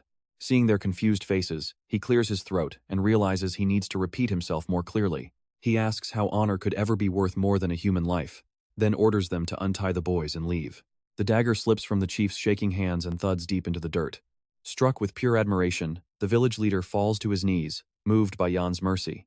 Nearby, the boy's parents rush forward, hugging him and crying tears of absolute relief. The chief can't believe a noble like this actually exists. It turns out Eldons was telling the truth after all. As a sign of deep gratitude, the mercenaries bow low, promising to never forget the kindness Yoan showed them. Gamson apologizes too, admitting he completely misjudged the noble and was just an idiot who got tricked by a fool. While the others are untied, a man whispers that any other night would have ended their lives on the spot. That's when the mercenary leader walks up to Gamson, who begs him to finally untie the ropes. Bitterly, Gamson curses his luck for joining such a pathetic crew. Suddenly, the leader grabs his face with a death grip. Terrified, the young man asks what's happening. In a chilling tone, the leader tells him to relax, it'll be over faster that way. And yeah, I know what you're thinking, everything was fine, right? Well, watch what happens when the shadow rises. Gamson's body hits the dirt, executed right in front of his fellow mercenaries. Stunned, Yoan jumps up and demands to know what the hell they think they're doing. The leader calmly justifies the kill, claiming he was just following the emperor's law against those who robbed the nobility. Yoan snaps back, furious that his wishes were ignored. He thought he'd seen enough blood for one day. Around them, the other mercenaries and village elders just watch in heavy silence. Addressing Yoan, the leader explains that even lowly mercenaries have their own code of honor. He explains that Gamson's cowardly betrayal ruined their honor and put every single life in the group at risk. This was simply about enforcing their laws. The leader offers his own dagger, telling Yoan that if his authority was challenged, then he must be punished. In that moment, it clicks for Yoan, this man is right. These mercenaries follow their own strict code of honor, something they are willing to defend with their very lives. With a sigh, Yoan sheathes his sword. The crowd watches in absolute silence as Yoan reaches out and gently pushes the leader's blade away. Honestly, Yoan admits he didn't respect their position and offers a rare apology. The elders and mercenaries are stunned to see a noble actually apologize. Yoan tells Khan to put the weapon away, while the leader begs for forgiveness. Shortly after, he thanks Khan for his understanding. So, you and I just watched Yoan earn the respect of everyone here. As the mercenaries bicker, Eldons looks on, realizing this noble is something truly special. Alright, you and I are about to meet a noble who breaks every rule. Fair and brave without an ego. He leaves Eldons wondering how someone like him even exists. So then, Eldons decides he must make Yoan his ally to boost his standing in the company. Later, the group moves out under the glow of a fading sunset. During the ride, Yoan pulls out a pocket watch he took from the loot. On horseback, he regrets picking the shiniest item just to find out it is broken. Suddenly, he hears footsteps approaching from behind. A young woman calls out to him as Master Yoan, saying she now has someone else to look after. Soon, a voice calls from a nearby gate. The village chief arrives, offering gifts to show the town's deep gratitude. Among the gifts, Yoan spots a watch, and is shocked they found something so valuable.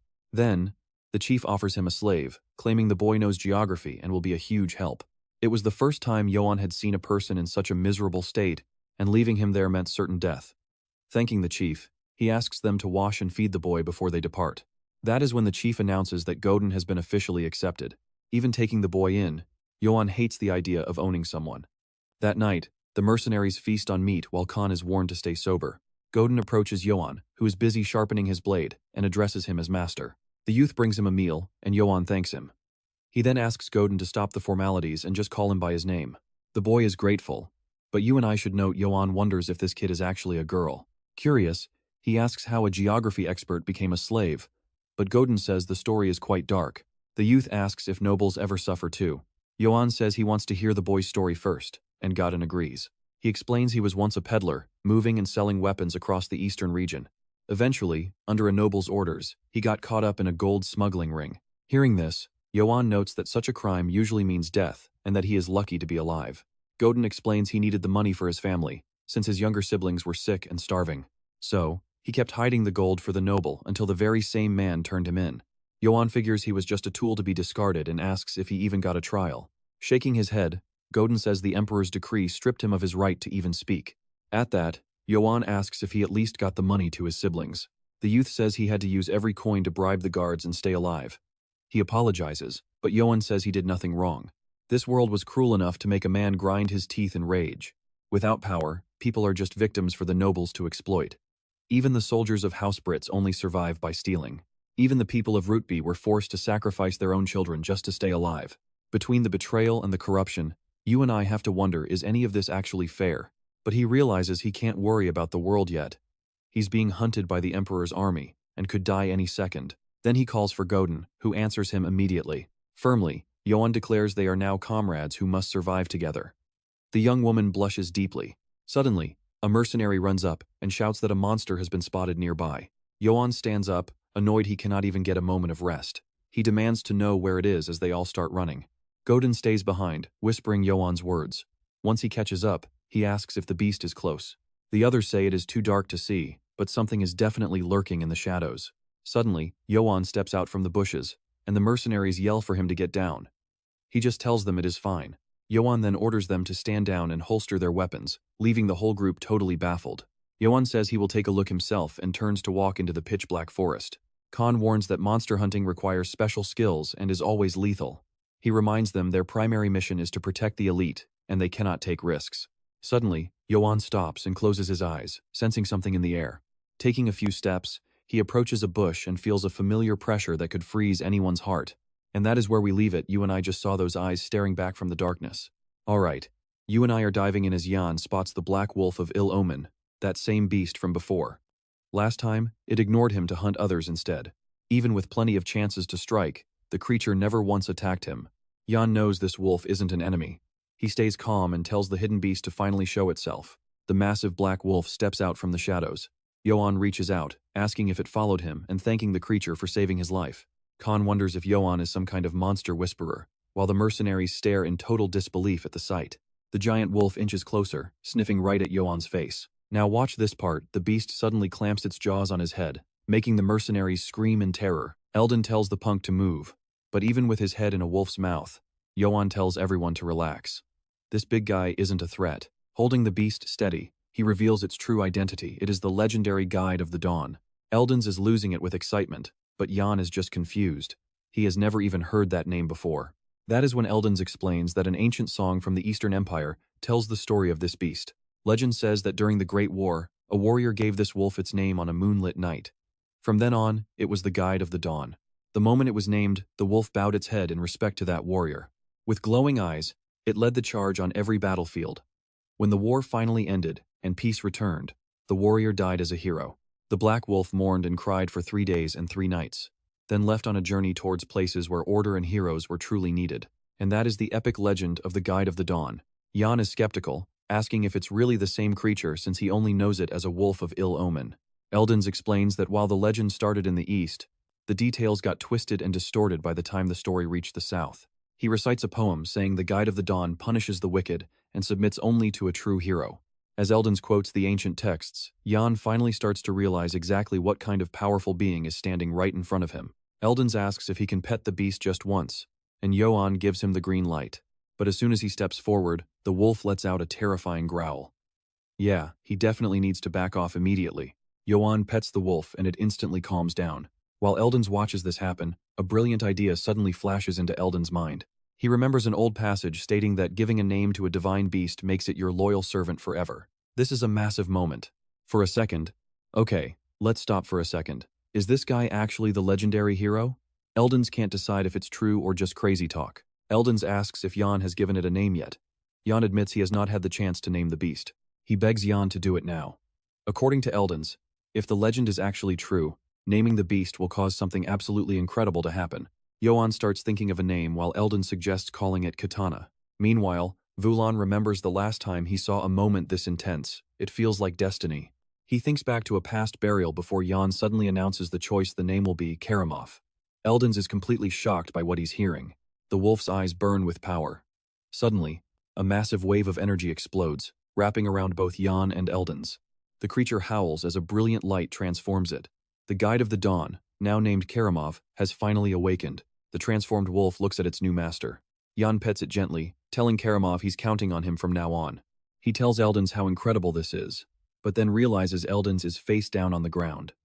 The mercenaries just watch as he prostrates himself before them.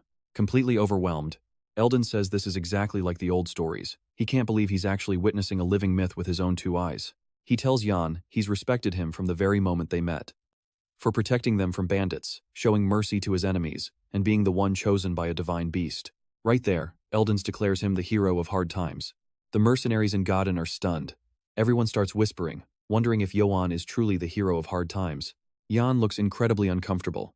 He turns to Eldens and offers a quick, awkward apology. He explains he's no hero, just a guy from a tiny house trying to stay alive in a dangerous world. Plus, he's actually being hunted for beating a beast named Karamov to death. He says he's sorry for the disappointment, but Eldens does not feel let down at all. So what do you and I take from this? Let's see what happens next at the Mian Trading Company. Alright, stick with me. We're about to see Yoan discover a place that might change his life forever, a city called Marseille. Eldens explains that Marseille is a legendary free trade hub where the Emperor has zero power. That definitely catches Yoan's attention. He accepts the offer, figuring he shouldn't turn down such genuine kindness. Eldens is just happy to have him along. Quietly, Yoan realizes that if the Emperor can't find him there, he could actually start over as a simple merchant. While Eldens sings a happy tune, Yoan just hopes no rumors start about him being some kind of grand hero. He thinks about the title Hero of Hard Times. It sounds nice, but he knows the reality is far different. In his past life and this one, he sees himself as nothing more than a wanderer just trying to survive. A memory of a powerful figure flashes in his mind, swearing that from then on, he would only know pain. Yoan clenches his fist. His first life was brutal, but he's determined to make things different this time around. He decides to move forward on his own terms. With that, the group sets off toward the city of wealthy merchants. Godin can hardly believe he's finally back. As they hit the market, Yoan suggests it's time to do some shopping. Suddenly, Karamov bolts ahead of the group, leaving Yoan shouting after the little guy. A local vendor leans down, calling the creature adorable before offering him a tasty little treat. Yoan realizes that here, Karamov looks like a harmless dog. But remember, just yesterday, the group was in the forest. In that moment, Yoan turns toward the massive beast and calls his name. Now watch this. Yoan says a monster his size would cause a massive riot, so Karamov begins a total transformation. Yoan watches closely as the beast shrinks into a tiny form. He's shocked. Did the wolf really get that small? Is this another secret power of a divine beast? Godin rushes over to hug the tiny Karamov, screaming about how cute he is. Yoan realizes this size won't cause any trouble at all. Back in the present, a crowd forms. They're all whispering about the strange puppy, wondering if it's some rare pet from a distant foreign land. Godin apologizes for the pup's behavior, but Yoan says they must move quickly since they're still being hunted by enemies. Godin offers to handle all their gear if they buy a large bag, reminding Yoan he used to be a merchant. He shows his 4 silver coins, wondering if that's even enough to buy the supplies they actually need. Godin just takes a single silver coin. He confidently swears he can get everything using only that small amount. Yoan tells him not to get cocky. Seriously, what can anyone buy with only 1 silver coin? A bit later, Yoan is fully geared up. He can't believe it was all bought with that 1 coin.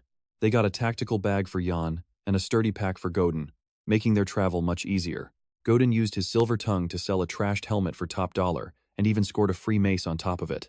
After grabbing vinegar, oil, and other necessities, they actually still had some change left over. Wait, you saw that too? They somehow ended up with more money than before. Yoan realizes that if a broken helmet sells for that much, the gear he buried for Karamov is worth a fortune. He decides that if he ever passes this way again, he's definitely digging it up to sell it. Yoan notices how happy Godin looks and asks if he really was a merchant. The young man admits he truly missed this life. A dark memory of becoming a slave returns. He used to live in constant fear. But after meeting Yoan, he feels like he finally got his old life back.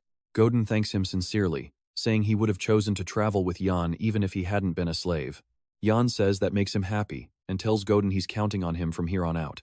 With an enthusiastic response from Godin, the two finally head off to explore the wonders of Marseille. After arriving in the city, Yoan finally experiences the kind of happiness that had always been out of his reach.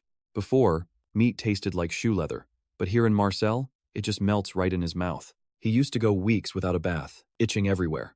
Now, he can have warm water whenever he wants. During his travels, he slept on cold, damp rocks that bruised his body. It was miserable. In Marseille, he finally sleeps under warm, soft blankets. He decides this is where he wants to settle down.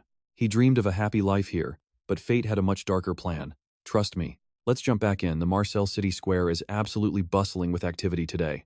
As he walks, Yoan realizes it has been a long time since he enjoyed such a calm atmosphere. Suddenly, his instincts kick and a strange feeling tells him something is wrong. He spots a crowd gathering, and immediately wonders if another gang of bandits is lurking nearby. A local man confirms the nightmare criminals kidnapped Dave's daughter and hijacked their entire shipment of goods. Yoan keeps munching on his skewer while listening in. The townsfolk are terrified, saying they can't live in peace with bandits roaming free. Hearing the chatter, Godin tells Yoan that the whole city's vibe has turned sour because of these outlaws. Up ahead, a shady mercenary is bullying a vendor, demanding food and asking if the man knows who he is. He screams that he just wants a meat skewer because he hasn't eaten a single bite in 4 days. This guy is a straggler from the Akitan wolves who got lost while hunting Yoan. He turns to keep arguing, but suddenly, he freezes in his tracks. In a split second, the mercenary and Yoan lock eyes. The man screams an insult and lunges straight for him. Now here's where things get dangerous. Yoan realizes the wolves followed him here, and the situation is officially a disaster. He knows that getting into a fight right here will only bring him trouble. The mercenary leaps with his sword high, screaming for Yoan to die. But before the blade drops, a rider appears and strikes him down. The mercenary hits the dirt, completely defeated right in front of the shocked crowd. Watching the chaos, the rider mentions that with security so low lately, all kinds of trash have been showing up. He looks at Yoan, calling him a wanderer, and asks if he is injured. Yoan says he is okay, and thanks him for the save. The man smiles and tells him to take care. Just like that, he turns his horse around and rides off down the street. Meanwhile, a whole army of mercenaries starts gathering in the square. They line up in a perfect, intimidating formation across the entire area. Brazil, the Oakwood captain, tells everyone they have nothing to worry about. He boldly promises his 500 men will wipe out the bandits and make Marseille safe again. Godin is starstruck, while Yoan just asks if they are actually famous. Godin explains that the Oakwood group is actually one of the most elite mercenary units in the entire empire. Knowing bandits are on the loose, Godin realizes this group was definitely hired to hunt them all down and end them. Yoan stays quiet, just observing all the commotion happening around him. He realizes that if Brazil hadn't stepped in, his true identity might have been exposed right then and there. If that happened, he'd be forced out of Marseille while the Empire hunted him down. He remembers the grim promise that from now on, his life would be nothing but suffering. Taking a deep breath, he composes himself, remembering he is still a hunted fugitive. His only chance at survival is to build a solid bond with a major trading company where not even the Emperor can touch him. Luckily, Eldens thinks highly of him, which gave him a shot at working with the powerful Machin trading company. Still, he can't help but wonder what would happen if his identity was leaked before that happened. He knows that if the company finds out the Empire is hunting him, they won't lift a finger to help. You and I both know the stakes. If he's caught before securing their trust, he's a dead man. Yoan clenches his fist, determined. He is determined to reach the Katana Trading Company and hide from the Empire until he finally earns their total trust. His true identity must stay a secret. Suddenly, a woman's voice calls out to Yoan, asking if it's really him. A beast woman introduces herself as Ibella, a high-ranking employee of the Katana Trading Company. She says she heard about his feats from Eldens and really wants to form a close relationship with him and his noble house. Finally, Ibella invites him to come along to the Katana Trading Company office, if he isn't too busy right now. They arrive at the Marseille branch of the company. Outside, Godin tries to grab Karamov's paw, but the little guy just bites his hand. Left alone, Yoan waits in a fancy lounge. He's finally here, hoping this company is truly his big chance to turn his life around. Suddenly, a woman approaches from behind and asks if he is indeed Mr. Yoan. She mentions she heard great things from Eldons. As he turns, Yoan sees her stand up to introduce herself formally. She introduces herself as Jan, the manager of the Marcel branch. Yoan politely introduces himself in return. Yoan says he is from the House of Ites, and she tells him it's a real pleasure to meet him. Next, Jan invites him to talk over a cup of tea and he agrees. A hot beverage from the Mediterranean region is served right before him. She says she hopes he likes the drink. Yoan thanks her, though he immediately realizes this isn't tea, it's coffee. He asks if this is made from roasted seeds, and Yoan praises his sharp perception.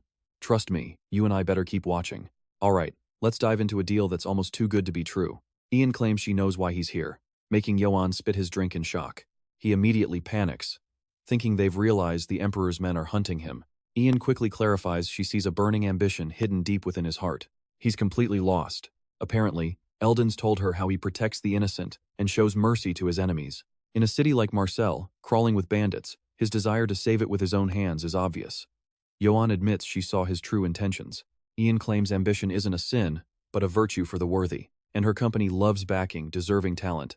She offers a massive opportunity, an introduction to the governor of Marcel. If he plays this right, he'll have the city and the trading company in his pocket. With that kind of power, even the Emperor's reach would fail. Yoan thanks her, but asks what this sponsorship actually involves. Everything is covered, from restaurants to luxury inns. But raising a finger, she adds a condition: he must promise to fight under their banner. He must fight for them whenever his help is required. Yoan asks if that means the bandits, but she immediately shuts that down. The Oakwood mercenaries handle the trash. For him, she has something else. He goes quiet before asking for the details. Apparently, resentful merchant districts are growing in number, accusing the company of holding a complete monopoly over the market. Now watch this. She wants him to slaughter those disgruntled merchants and even their innocent children. She stares him down, waiting for his answer to the condition. Yoan remains silent, reflecting on the weight of the offer as the sun sets over the city's branch. Later, Yoan walks out and meets a cheerful Godin. Yoan is suddenly hyped, shouting that they're about to suck some honey. Godin just stares in confusion, repeating the phrase. But let's rewind an hour to when the meeting was still happening. Yoan flat out refuses. He says complaints about distribution are natural in a big city. He asks if she really expects him to murder innocent families over a business dispute instead of talking it out. He won't kill for profit. He's ready to walk away forever. The two of them stare each other down in total silence until her expression finally begins to soften. You saw that coming, right? She tells him he passed the test. It was all a massive act to see if he was worthy of sponsorship, leading him to ask if the monopoly was fake. The company is actually loved. There's no monopoly at all, and the merchants respect them. The deal stands, but the killing was fake. The mercenaries are already handling the bandit problem. For now, he's free to enjoy the perks. She extends her hand and invites him to join, which Yoan enthusiastically accepts on the spot. They shake on it, sealing a perfect partnership that he hopes will be a win for everyone involved. Back in the present, Godin asks about the honey phrase. It means they're going to blow a fortune of company money on the most expensive stuff they can find. Yoan confirms the sponsorship went well. Godin is thrilled, and Yoan feels like he's on top. Securing this kind of support the moment he stepped into the city is a massive win. The bandits are still causing trouble, but he thinks he can finally relax for once. Walking down the street, a sudden scream rings out as a crowd gathers around bodies scattered on the ground. Yoan is shocked, wondering why these bodies are just being left out in public. Godin warns him that he's arrived. Stick around to find out what you and I both fear is coming. Alright, you and I are jumping into a world where bandits have started slaughtering merchant families just to terrify the city. A mangled body lies cold on the cobblestones. Looking at the blood, Jan knows this nightmare is only just beginning. Out of the crowd, a citizen screams that Marcel is failing them, and the city must be held responsible for this. One man even whispers that the Emperor is pulling the strings, but everyone else laughs at how ridiculous that sounds. Arguments erupt instantly.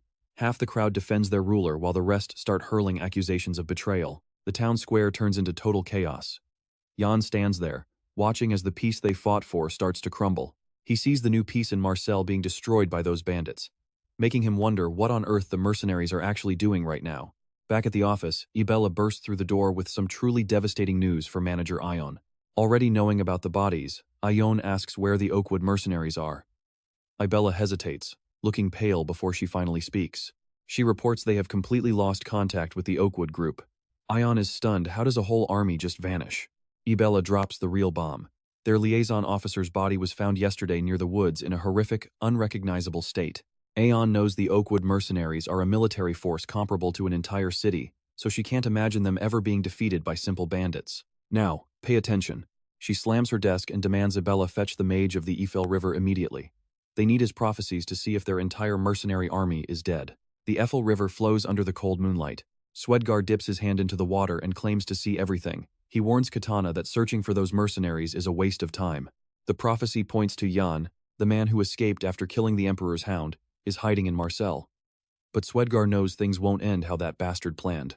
Over at the Marseille Merchant Guild, the massive building looms over everyone. An old gentleman with a long beard clears his throat at the entrance. A cat-eared maid jumps in shock, totally startled by the sudden visitor. She welcomes Lord Swedgar and thanks him for answering their urgent request. He grabs her and asks if this is how she shows thanks, complaining his spear is rusting from the weight. He says he will escort Lady Aeon himself, then immediately snaps that it won't even be necessary. Terrified, she stammers that if it were urgent, the lady would have come herself. He warns her not to make him say it twice. Sitting alone in the room, the gentleman clears his throat again, clearly losing his patience. Rubbing his neck, he remembers the river's promise that he'd meet someone here. Suddenly, a young man appears with a small creature. Staring at the guild, Yoan thinks he is finally going to meet the governor. He walks inside, hoping that befriending the governor will help him get settled. His footsteps echo through the large, dark halls. Once inside, he starts to worry because he has no idea what a governor actually looks like. Now, you and I see his companion growling. But when Yoan asks what's wrong, the old man snaps that Karamov is no name for a beast. Yoan keeps his face serious while staring at the old man. In return, the long-bearded gentleman gives him a sharp, intense look. He asks who the old man is, realizing that neither of them has any idea who the other one is. Introducing himself as Swedgar, the sage of River Ephel, he waits. Squatting by his beast, Yoan asks what a sage even is. Seeing the boy's confusion, the old man simply explains that he is a practitioner of magic. Yoan lights up, realizing real magic actually exists here. He clenches his fists, thrilled to find a mage on day one. He grabs the mage's hand and says it is an honor to finally meet someone who uses magic. Looking awkward, the mage agrees but quickly shifts the focus. He mentions Yoan is lucky for someone currently being hunted by the Emperor. He claims the river's magic allows him to see both the past and the future. Panicked, the boy asks if the mage is going to turn him in. The mage just asks why he'd ever bother. With wide eyes, the young man stares at the mage, completely caught off guard. The mage turns away, stating he only cares about the river's secrets and nature's mysteries. Political fights just don't interest him. Only the voice of the water moves him. Besides, if he wanted to catch Yoan, he would have done it silently by now. Feeling the truth in those words, the lad finally relaxes and lets out a small, relieved smile. Clasping his hands, Yoan begs Lord Swedgar to teach him magic. His eyes are shining with hope as he approaches the mage. Trust me, you and I are about to see if mages are truly just fearful scholars. Alright, you and I are about to see if this knight can outsmart a legendary mage. Getting closer, the kid asks how magic works and if commoners can use it. He sees this as his golden ticket to becoming a magic swordsman. The mage agrees, saying destiny brought them together, but he warns he will only teach him if the youth can win one round of a game first. Looking for an alternative to chess, the lad suggests arm wrestling. He's already imagining victory, picturing himself snapping the old mage's wrist like a twig. But the mage just laughs, saying a test of raw strength wouldn't benefit anyone here. He claims the game of kings is fine, but it can't compare to the game of the gods. He sets the board, ready for a real challenge. He places 2 bowls of stones on the table. Recognizing the setup, the young man is stunned by the mage's choice. He realizes the game they're about to play is Go. Motioning to the sofa, the mage tells him to sit. He asks if it looks too complex, promising to go easy on the kid. Checking out the board, the lad feels like luck is on his side once again. He remembers his past life, winning a Go tournament during his time in the army. He picks up a piece, ready for the match. With a stone in hand, he vows to win this challenge no matter what. The mage suggests they keep things friendly. With a confident smirk, the boy wishes his opponent a good game. He raises the stone, aiming for that magical reward. Now watch what happens 50 minutes later. They sit in total silence. The youth looks tense, while the mage lets out a heavy, frustrated sigh. Dripping with sweat, the mage begs to redo a move, but the kid says no, he's already allowed 5 do-overs. Slapping the table, the mage shouts that losing the game of the gods is absolutely absurd. He asks if this is really the kid's first time, noting that not even the Sultan has beaten him. Being humble, the lad just says it's only because the mage taught him so well. Locked in, he prepares for round 2. The mage demands one more game, promising a powerful gift if he loses again. Smiling, the kid accepts, already wondering if he's about to score a legendary magic item. He even asks how many handicap stones he should give the mage. Embarrassed, the old man asks for 3. Holding his peace, the youth says it's finally time to begin the next match. As they play, the mage asks why a noble is so obsessed with magic. The kid explains he's being hunted by the Emperor. Placing a hand on the board, the mage warns that his knowledge isn't meant for simple combat. You and I saw that coming, but the lad is shocked. If it's not for fighting, what's the point? He mentions hearing about magic for war. With a serious glare, the mage warns him not to treat this like a joke.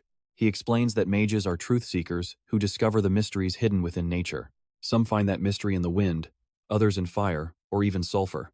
He mentions some fool who looked in the Black Forest. Then he reveals these mysteries are actually spirits that mages borrow power from. He continues, saying spirits lend strength, but their whims can carry a deadly price. He warns him not to offend a spirit's will. Hearing the risks, the kid realizes his magic swordsman dream is dead. Outside, two women rush up, frantically asking if Lord Sudgar is inside. One demands to know why she wasn't notified. Spotting the mage, the newcomer calls his name with a bright smile. Taking in the scene, she realizes the mage is currently challenging a new opponent. Eyes wide, she's completely shocked by what she sees. At the table, the mage is still begging for another do-over. She can't believe her eyes. Lord Sudgar is actually being pressured in the game of the gods. Smirking, the youth tells the mage to just accept his defeat. Interrupting them, the woman says she's finally found the Lord. She asks why he didn't call for her and if he's having fun with Yoan. Laughing awkwardly, he says they're just trading moves. He quickly clears the board, announcing that the match is over. Holding a single stone, the lad stares at the now completely empty board. Clearing his throat, the mage puts 2 flasks on the table and tells the kid to take them. Staring at the bottles, he asks Lord Sudgar what they are. The mage reveals they are the water of wrath and blessing. As the flag waves, we know the real journey starts now. Alright, you and I are about to dive into a world where darkness hides something truly terrifying. What is happening? From the forest depths, glowing red eyes pierce through the dark. A sinister, hooded figure slowly steps out from the cold shadows. Right behind it, a massive creature looms within the trees, its eyes burning like hellfire. One mercenary realizes the truth. These aren't just bandits. His face twists into a mask of pure horror as he stares at the monster. Blood-curdling screams echo through the woods under the light of a full moon. Back at the guild, things are peaceful. Holding the vials, he asks if these are the waters of wrath and blessing. He explains the vials, saying the river holds the deep secrets of life. He admits he failed until Yoan showed up. The red vial cures anything, while the green one can melt through almost anything. Thrilled with the gift, he thanks him for the magic. He wonders if the manager called about the bandit prophecy. She explains that the mercenaries she sent out have completely vanished without a trace. Now here is where things get heavy. The mage reveals the group was slaughtered 3 days ago. Silence fills the room. The mage recites a dark prophecy about the will of the oak being crushed. He concludes the mercenaries are gone. She warns the situation is critical, calling for an emergency meeting where Yoan must finally step up. With a stern expression, Yoan says he knows exactly what he needs to do. Over at the council room, everyone is waiting. Soon, high-ranking members begin arriving for this urgent, emergency session. A mysterious, shadowy figure with a wide grin enters the room. Finally, a man arrives and offers a quick apology for being late. Baron Einbeck introduces himself and officially starts the meeting for the sake of the city, Marcel. As he speaks, his bizarre mustache twitches in a distracting way. Watching him, Yoan whispers a comment about it. He offers a formal greeting to all the city council members present. Introducing himself with a smirk, Viako says he is the governor. Yoan knows he must make a perfect first impression to survive here. Seeing the families gathered, the governor thanks everyone for attending. Before starting, he wants to present a noble to the council. He announces the noble is from the Yates family, backed by the merchants. Yoan smiles nervously and tells them it is a great honor to meet them. The council members respond with stiff, formal applause. Yoan takes his seat and waits for the talk. The Baron changes the subject, asking how mercenaries could possibly lose to mere bandits. He suggests that asking the Empire for help would have solved the problem instantly. The anti-imperial faction explodes in rage, shouting that the Emperor is the one to blame for this. You and I can see the chaos unfolding as both sides start bickering. Yoan just sits there smiling, totally confused by the politics. Sensing the tension, he knows his true identity must stay a secret no matter what. Staying perfectly calm, the governor watches the heated debate without saying a single word. Standing up, he calls for silence so the meeting can finally move forward. The room goes dead quiet. Yoan stays in his chair, watching the governor's every move very closely. The guild manager stands, clears her throat, and prepares to address the entire council of Marcel. She says the governor has a new plan. They are going to form a second unit to crush the bandits. The council is shocked. The Baron calls it a wise move, claiming the Emperor only wants peace for everyone. He claims the Imperial army is ready to move out at a moment's notice. Yoan panics, imagining himself being executed by that very army. He desperately hopes the governor rejects the Baron. Smiling, The governor thanks the baron for the generous offer, but politely turns it down. He explains the emperor is busy and he does not want to bother him with this. He announces that Marseille will form its own mercenary unit, including Yoan. The baron says the emperor will appreciate the governor's loyalty. Relieved, Yoan realizes he just dodged a massive bullet with that refusal. He notices how close the governor is with that pro-imperial baron. He recalls hearing that Marseille was beyond the empire's reach. The manager announces a reception has been prepared for the guests. While the others leave, the baron stays seated with his eyes closed. And that's where we leave it for now. The governor pulls Yoan aside for a private, mysterious talk. Stick with me, because you and I are about to watch our hero walk straight into a lion's den. Cursing his luck, he wonders if he's destined to be a nomad forever. Then, the governor calls Yoan into his private office for a chat. The baron watches them leave, stroking his mustache while looking incredibly suspicious about the whole situation. Once inside, the governor tells Yoan to make himself comfortable. As they sit, he casually asks the young man to repeat which noble family he belongs to. Wearing a fake smile, he claims his name is Yoan Ites, a member of the noble Yates family. He holds that grin, waiting for the governor to bite. Looking surprised, the older man asks if he is truly from that famous northern lineage. Apparently, the family is legendary for a very specific drink produced way up in the cold north. The governor pulls out a bottle, claiming he just happens to have some. He sets 2 glasses down on the table between them. You must be homesick, he says, pouring a glass. Yoan can only thank his host while trying to keep his cool. With a sharp smile, the governor watches closely as Yoan takes a sip of the offered beverage. Yoan plays along, saying the taste brings back memories. The governor laughs, seemingly delighted to please his young guest. Switching gears, he asks if the rest of the Yates family is still doing well. He brings up the emperor's cold wind that tore through the north. Yoan stays silent as the governor rambles on about tragic history. He talks about purged families and how the few survivors were forced into becoming outlaws and bandits. Finally, he drops the bomb: a survivor is wanted for treason. His eyes turn serious as he mentions the name Yoan Ites. Yoan keeps his poker face, claiming he has never heard that name before in his entire life. Those piercing red eyes stay locked on the young man, scanning for even the slightest hint of guilt. Suddenly, he bursts out laughing and apologizes for the grim talk. Yoan gives a nervous chuckle and says it is really no problem. Now here's the part where the trap snaps shut. Pay attention. That drink? It was just cheap, common whiskey, not some fancy northern vintage. Hearing that, the young man's eyes go wide. Total silence fills the room as the realization hits him. The governor tells him to stop the games and calls him Yoan Ites. He froze. His true identity is officially out. Backing away, the governor says he has no plan to hand him over to the emperor, but then he turns. Then he says, "Maybe I will." Confused by the sudden whiplash, Yoan asks what he is actually trying to say. Viaco explains that his choice is strictly about what is best for the city of Marseille. He says nobody knows for sure what this place truly needs to survive. You and I both know nothing comes for free, right? Well, his survival just got a massive price tag. The bandits are the main threat. His order is simple: go and wipe them all out. Fail, and it's a one-way trip to the emperor. Later, Yoan leans against a stone railing, feeling the weight of it. Exhausted, he hates having another leash around his neck. For a second, he wonders if he should just run away again. Remembering all the hell he has survived, he decides to face this new impossible mission head-on. "There is no such thing as a free lunch," he shouts. Suddenly, a child points excitedly at the arrival of the massive subjugation force. Looking up, he wonders if this is the actual army they have managed to pull together. From a distance, they see the second anti-bandit force. It is a mix of hardened mercenaries and knights from 2 very powerful monasteries. Impressed, Yoan asks if these guys are actually famous. She confirms they are legends. The Galanto Monastery is an elite order of knights known for their mastery of alchemy. Then there is the Aina Monastery, a group of female knights rumored to possess absolutely terrifying strength. The mercenaries are loyal dwarves who specialize in sieges. She also points out the Knights of Count Bart, who has brought along his own group of very skilled elves. She whispers that despite their legendary fame, these elves tend to be incredibly rude to everyone they meet.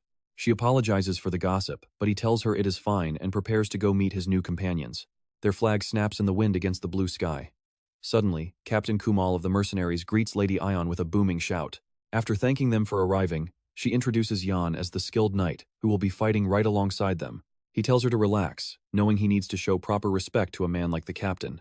Liking that attitude, the captain tells him that nobody will doubt his authority. Yoan smiles and promises to remember that advice. Next, he asks how the Holy Knights intend to move once the actual battle begins. A knight explains they will move with the captain's troops. Then, the 2 commanders, Valian and Aganti, formally introduce themselves. "Trust me, the real war is only just beginning. Let us see who actually survives the night." "All right, You and I are about to see Yoan handle a tense situation. He notes the dwarf's sharp logic, while questioning why the manager brought such a huge army. Suddenly, the heavy rhythm of horse hooves signals a new arrival. Riding up, the knight Bartok Gustav arrogantly claims his elite group alone could have handled everything. Two other knights nod along, sensing there is a hidden reason for this massive gathering. One knight looks back, clearly confused by the whole setup. He locks eyes with Yoan, demanding to know if he is the knight under that banner. Yoan confirms it without flinching, introducing himself as Yoan of the Ites family. The knight just sneers, saying he has never heard of such a name. Pointing a finger, he warns Yoan not to expect a single hand of help on the battlefield. With a cold stare, Yoan simply tells him he will keep that in mind for later. The knight declares they won't take orders from the captain and better not ask them for favors. Looking down from his horse, he demands a banquet from the manager. She agrees, and he shouts for everyone to move out as the knights ride ahead. Watching them leave, Yoan finally understands why the captain was so focused on the chain of command. Despite the drama, he thinks this force can still crush the bandits. Now here is where things get a bit mysterious. A maid whispers a secret to the manager, who then tells Yoan someone wants a private meeting tonight. Confused, Yoan points at himself, wondering if it's Governor Velko reaching out again. Looking visibly stressed, she hesitates to give him a straight answer. Night falls, and the encampment is loud with soldiers celebrating before the big fight. One of the elves is already drinking and surrounded by women. He raises a mug high, calling for a toast to the death of their enemies. Away from the noise, an old man grumbles about the annoying knights. Walking alone, Yoan remembers that refusing a drink is a huge insult here. He realizes it shows zero trust in his allies, a point the old man had already made. He reaches a door, knocks softly, and a voice from inside tells him to enter. He steps into a dark, silent room. After asking who called for him, the stranger responds by telling him to sit down and be comfortable. Seeing the alcohol, he wonders how these nobles handle drinking every single day. Nursing a headache, he's glad it isn't the cheap trash from earlier. The man pours 2 glasses and asks if money is his only motivation. With a dry smile, Yoan asks who this man is and why he's being so rude. The man ignores him, just shifting slightly in his armchair without saying a word. You and I are about to meet a big player. He reveals himself as Baron Einbeck, a loyal servant of the Empire. The Baron claims Marcel is acting against the Emperor despite playing the neutral card. He asks if Yoan knows why they're meeting, but Yoan just says no. Stunned, the Baron strokes his mustache. Surprised by the blunt honesty, Yoan makes an excuse about not being good with complicated political stuff. Laughing, the Baron says he expected that and decides to drop some advice instead. Refilling his glass, he explains that merchants need both profit and raw power. Raising his glass, he declares that Yoan is the true power of the group, an elite fighter. Yoan asks why he thinks that, given the Ites family name. The Baron reveals he did his homework and found no record of the Ites family anywhere. Yoan is shocked. Even the Baron has managed to see through his cover story. The Baron notes a family called Ites did exist once. He mentions the tragic event where the entire family was wiped out because of a cold betrayal. Yoan fires back that the name doesn't matter since Marcel has already accepted him. Done with the games, Yoan asks straight out what the Baron actually wants. Pointing a finger, the Baron orders Yoan to ditch the mission and use his raw power for the Emperor instead. Yoan just stares back in silence, processing the offer. The Baron continues, framing this as a path to join the Empire. He promises a formal knight's title and plenty of fertile land of his own. Getting excited, the Baron insists that peace and glory are waiting for him. He argues that it's natural for the weak to fight while the strong take the rewards. He calls it destiny for the weak to die. Now, he declares that those who die only have their own pathetic failures to blame. Trust me, this next part hits hard. Yoan smiles and flatly rejects the Baron. The man just stares back, completely stunned. Then, Yoan recalls how the Emperor's men invaded his land and slaughtered his entire family. Alright, stick with me as Yoan confronts the Baron about a very familiar, deadly deal. Yoan admits he rejected the offer back then, but the Baron claims this time is different. Locking eyes with him, Yoan reveals the Emperor's messenger died by his hands. The Baron freezes. Terrifying the old man, Yoan describes how he crushed the Imperial Knight's skull without a second thought. On that battlefield, the Knight's legendary golden armor was reduced to worthless scrap metal. Shaking, the Baron asks if Karamov actually died. Yoan stands, declaring himself the last man standing. Grabbing his wine, he prepares to cut this conversation short with the panicked noble. He takes a drink, then disrespectfully pours the rest over the stuttering Baron. With raw power, he crushes the metal cup and slams the mangled metal into the table. Watching the table shatter, the Baron cowers back in absolute terror. Turning away, Yoan warns he will deal with the bandits his own way, not for anyone else. If the Baron breathes a word of this, he will be next. Leaving the threat hanging, he leaves. Alone now, he wonders if the Baron really thinks he can escape the consequences of this. Now pay attention here, because everything goes sideways as Yoan feels a strange poison surging through his body. His heart feels like it is burning. He realizes he can no longer breathe properly. Blood begins dripping from his nose as he collapses, clutching his chest in pure agony. As more blood gushes out, he realizes the truth. That coward Baron poisoned the wine. He hits the floor, cursing the man's name before the darkness finally takes him. Meanwhile, the Baron watches with a smug grin, calmly stroking his mustache in victory. His face is twisted with pure satisfaction as his treacherous plan actually works. With a terrifying laugh, he celebrates while soldiers keep partying under the dark, starry sky. A young mercenary girl is quickly surrounded by women who tease her about her thin frame. Turning bright red, she manages to break away and runs from the laughing group. Running into the dark halls, she calls out for Yoan, shivering at how creepy the shadows are. Crying, she says their friend is in trouble and they need to leave this place immediately. She stops dead when she spots a pale hand reaching out from the darkness ahead. Paralyzed with fear, she finds Yoan's body and screams his name, touching his cold face. Seeing the pool of blood, she desperately begs for help before Yoan loses his life. Holding him close, she pleads for him to fight as a red potion is poured over him. Yoan Ites can breathe a sigh of relief as Yoan finally wakes up inside that healing tank. Confused and scared, the young girl just stares, barely understanding what is happening to him. She forced him to drink the life-saving tonic Swedga provided, arriving just in time to save him. Sitting up, Yoan thanks Swedga, knowing he would be a corpse without that powerful brew. The mage scolds his recklessness, warning that only half of that precious potion remains for the future. Afterward, the mage asks if they finally managed to put the traitorous Baron in chains. Explaining the situation, he says that by the time he arrived, the Baron had already disappeared. Charging through the guards, he vows that he will never let this betrayal go unpunished. But a guard delivers the bad news. The Baron has already escaped through the secret passages. Stepping on a piece of paper, Yoan notices something the traitor dropped in his rush to leave. He smirks, holding up a letter that is worth more than the Baron's head. This letter details everything. The mage asks if it proves the Emperor is behind the bandits. Yoan shakes his head. The secret in this document is far worse than they imagined. Under the light of the full moon, a lone rider gallops away through the dark forest. The Baron smiles, convinced that Yoan is currently a rotting corpse by the Emperor's will. Trust me, you and I need to watch as this knight greets the traitor with a nod. Stick with me, you and I are jumping into the moment where everything finally hits the fan. He stares down the army, roaring a speech to fire them up. He screams that they aren't some low-level bandits. They are the Empire's most elite mercenaries, bought with gold. He yells that glory and loyalty to the Emperor is all that matters. He shouts that he's been rotting the city of Marseille from the inside for a very long time. Everyone will die in total chaos without ever knowing who their real enemy is. He turns back, ready for the next phase. Satisfied with his speech, he pivots to the knight's orders. He gazes at the stars, announcing the Emperor sent an imperial mage. The men are shocked, wondering if it's the legendary Kazgal of the Crimson Flame arriving. Pay attention here, a sinister figure is emerging from the dark, strange mist. She scoffs, saying she didn't expect to be mistaken for some commoner.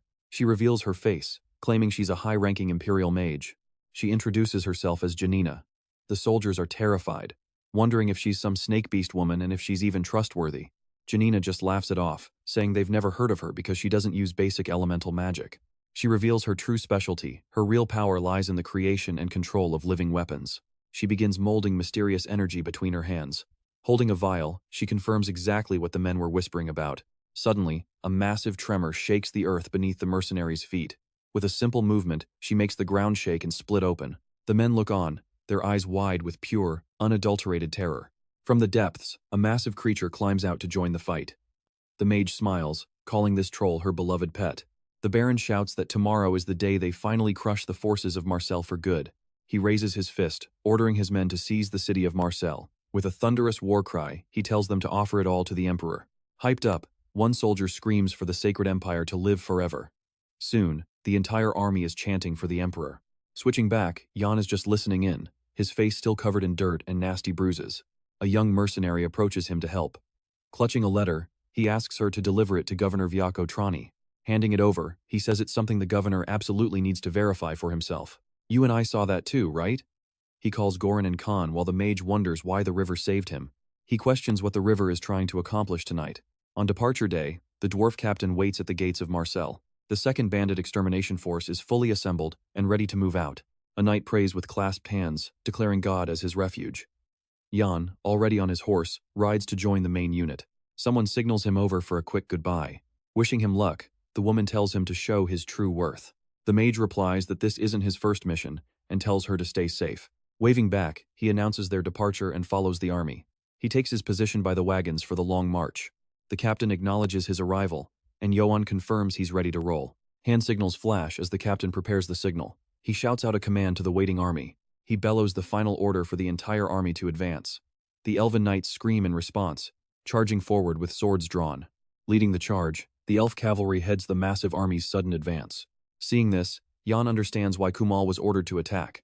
The captain prepares the next command to move out. A war horn blares, signaling the full advance. From his high balcony, the governor watches them leave. The manager stands by his side, smiling as she notes that the extermination force has finally departed. Without turning around, the governor listens in silence. He holds up a letter, asking if she's read what's inside. She confirms it, stating the letter was discovered in the Baron's private room just last night. Pacing around, he mentions how convenient the timing of this find is. A guard voices doubts about the letter's authenticity. She interrupts, insisting the seal belongs to the House of Abek without a doubt. Seeing that seal, he realizes the Baron is the true mastermind. She adds that the Baron fled before they could interrogate him. Even so, he doesn't trust the young knight, fearing the guild. She argues that the guild only supports winners. He smiles, saying he understands, but gives the manager a very stern warning. If the knight breaks the city's balance, the guild won't escape the fallout. She wonders if he's pro-emperor. So what do you and I take from this? The question of his loyalty is still hanging in the air. Alright, you and I are at the Imperial camp where a man asks for Baron Abek as another confirms the messenger's news. The Baron boasted that their enemies were walking right into a trap, handing Marcel over to the Emperor. One man laughed about the coming victory while another suggested their first celebratory move should be hitting the local brothels. Janina asked why the Baron had suddenly turned pale as a ghost. He waved her off, saying it was nothing, but his eyes were filled with a deep, hidden dread. He quickly asked about news regarding Sir Karamov, his suggestive look hinting that something terrible might have actually happened to the legendary knight. Confused, she just stared. While another man laughed off the idea that someone as powerful as Karamov could be hurt, she reminded them he was the ultimate swordsman, a literal one-man army. In her mind, it was simply impossible for anything to take down a monster like him. He realized he'd been deceived, and was right to use poison as the sound of footsteps approached from outside. Yoan arrived on the scene to find Gustav's troops had already cleared the area, leaving an elven knight to survey the dead. The knight approached with a smirk, mocking them for being so slow to arrive. The captain snapped back, calling him a slow dwarf and reminding everyone that Yoan was a high-ranking noble. He threatened to crush those pointed ears if the elf didn't show some respect. Okay, you and I see that elves and dwarves don't get along, but Captain Kumal quickly apologizes for the chaos. Yoan asked a nearby knight where the combat moved and where everyone went. The knight explained that Gustav and the elves fought bravely before chasing the remaining bandits deep into the dark forest. The knights charged into the dark woods. The elf claimed all prisoners and loot, but the captain told him to keep it since his men were already paid. Watching them, Yoan felt a chill. Something about this whole situation felt completely wrong. He remembered those bandits wiped out 500 mercenaries, yet they were defeated way too easily here. Looking at the forest, he realized it was the perfect spot for an ambush. When the captain asked if the forest was scouted, the elf said no, confirming Yan's fear of a retreat. Don't blink, Yoan sees this whole field is actually a massive trap. The captain blew the horn to signal the elves while Yoan rode up, shouting for Kumal to wait. With a yell, Yoan ordered them into a defensive formation immediately. The captain scoffed, thinking that attacking an empty forest was just Yoan being overly dramatic. Yoan argued the terrain was a death trap and these bandits were far more dangerous than common street thieves. He screamed they needed to confirm the threat before advancing further. The captain grumbled that the entire idea was insane, and the elves would humiliate them for firing at absolutely nothing. Yoan didn't care, replying he'd trade his honor for their lives 100 times over. Irritated, the captain finally gave in, ordering his men to prepare for whatever was in the dark. Yoan smiled, relieved he'd finally convinced the stubborn captain to follow his lead. The captain roared for the entire army to form a shield wall and prepare for contact. A massive metal shield slammed into the dirt to hold the line together. Archers drew back their strings while the dwarf crews aimed their heavy cannons toward the dark tree line. With a loud command to fire, they launched an assault on the woods. Projectiles tore through the trees, exploding and turning the dense forest into a literal wall of fire. As the ambush was revealed, a shocked elven knight asked what was happening. Even the dwarves were stunned that there actually was a trap. Suddenly, an enormous creature with glowing red eyes emerged from the shadows, revealing the true and horrifying nightmare right then. A flashback reveals the legend of the Bullhead Mercenaries, a group more infamous and expensive than the Wolves of Aquitaine. Looking serious, he demands every fact about these killers. They explain the group is a literal force of nature that charges straight through enemy lines like a herd of raging bulls. Trust me, We're about to see if they survive that insane clash. Alright, you and I are about to see if a single knight can survive an army of legends. With a worried look, he warns them to avoid a direct fight. He wonders why. He claims they won't stand a chance. There's a rumor these mercenaries can command minotaurs in battle. He remembers that childhood legend. The story of a minotaur known as the Hero Slayer. He says that every warrior who dared to challenge it was slaughtered. Clenching his fist, he tells Yoan not to worry. They will risk their lives for his retreat. Yoan smiles at the offer. He then reveals he was actually planning to ask for their help anyway. Excited, they admit they want to see these legendary bullheads for themselves. Looking serious, he says he values them, but he needs something else entirely. In the forest, the enemies notice the formation change and question the movement. They look up just as a rain of arrows pours down, catching the ambushers off guard. The ambush is exposed. The leader shouts for his men to prepare for combat. One mercenary stomps the ground, ready for blood. He prepares to lead the charge. He rides hard, ignoring the arrows. He signals his troops to begin the assault. Pay attention here. This is where the battlefield turns into a complete war zone. Through the smoke, they march forward without showing any signs of retreating. With heavy steps, the enemy marches toward Marcel's army in a relentless, organized line. On the field, the bull-helmed mercenaries appear. With a roar, one raises his axe to lead. The bull-headed mercenaries advance in their deadly attack formation. Marcel's troops watch them approach. The captain realizes these are the legendary bullhead mercenaries. Things are spiraling out of control. He tells the captain to prepare for a heavy impact. He shouts, promising to deal with their attack formation no matter the cost. Surprised, the captain screams his name. It's suicide to go alone, but Yoan charges anyway. The captain shouts for every single soldier to pay attention to what is happening. I know what you're thinking, one man against a legion. But trust me, Yoan is built different as he charges in to initiate his surprise attack. Seeing a lone knight approach, the enemies wonder if he is completely insane. Their leader laughs, granting his death wish. Yoan blows past them with a deadly strike. They are shocked by the strike and shout to stop that knight immediately. A leader screams to hold the line. He realizes the knight is trying to break their ranks. As he rides, he realizes the enemy already knows his plan. Invoking the sacred dwarf beard, he orders the front lines to break through. As the armies clash, he readies for the peak of battle. Smash their heads. Moving in, a mercenary slams his weapon into a dwarf's shield. The impact shatters the defense, throwing the dwarves back. The leader shouts to kill with honor. The confrontation intensifies as both sides exchange brutal blows on the field. Watching the chaos, the mercenary leader advances. The captain runs to face him. The captain blocks the attack, stopping the heavy blow with his hammer. With raw strength, he manages to push the enemy back. The fallen mercenary is now completely surrounded by dwarven soldiers. His allies rush in. With a shout, the captain slams his hammer down. The massive shock of hammer hitting eggs sends bright sparks flying everywhere. He orders them to bathe in blood. Yoan knows they are safe. With a smile, he turns to his own fight. He charges toward the Minotaur. Galloping at full speed, he plunges his horse straight into the heart of the battle. Spotting him, a mercenary yells out that the knight is closing in fast. Trust me, you and I are going to want to see how he survives this. Let's dive in. You and I are watching a soldier claim he'll break formation, getting cursed out by his leader before another man volunteers to face the knight. Numero agrees to the request, saying he'll give the man a chance to face the enemy in battle. Centurion Numeros of the mercenary company watches silently as the knight draws nearer to the battlefield. Permission granted, the soldier shouts that he's going to end the knight, but he's immediately hit by a fast, unexpected blow. Two other soldiers are struck by precise attacks. Looking back, the enemies wonder how their man lost so quickly. The lone knight continues riding through the battlefield after the strike. Grinning, he realizes there really is a minotaur here. He remembers the rumors about the creature were true. Shouting at the beast, he asks if it's the leader of the mercenaries. With a firm, heavy voice, the minotaur orders the knight to get off his horse immediately. Confused, the knight wonders why it's saying that. But the minotaur explains the horse might get hurt when the knight is shredded. Since he likes the horse, he tells the knight to get down and fight like a man. Dismounting, the knight agrees it's best the horse stays safe. Gripping his weapon, he warns that if he wins, he'll turn the monster's tail into soup. With a loud shout, he challenges him to combat, leaving the minotaur completely confused. Now pay attention, this is where it gets interesting as the knight stares down the confused beast with a confident, deadly smile to start their confrontation. He then advances quickly toward his opponent. With a roar of fury, the minotaur also charges head-on into the fight. Raising its massive axe, the minotaur attacks the knight with every bit of its strength. Dodging the blow, the knight jumps over the enemy to counter. Landing on the ground, he spins around, ready for his next move. Roaring, the minotaur turns to strike again. Dodging the blow, the knight clears the attack at the very last second. Moving sideways, He continues to evade the heavy swings with incredible agility and speed. His eyes widen as he realizes the reach of those attacks is insane. Spinning its axe, the Minotaur creates a whirlwind, forcing Yoan back. Attacking again, Yoan knows one hit will split him in two. Sliding across the dirt, he manages to dodge another powerful attack. With a frustrated look, he regrets not bringing his other weapon to this specific battle.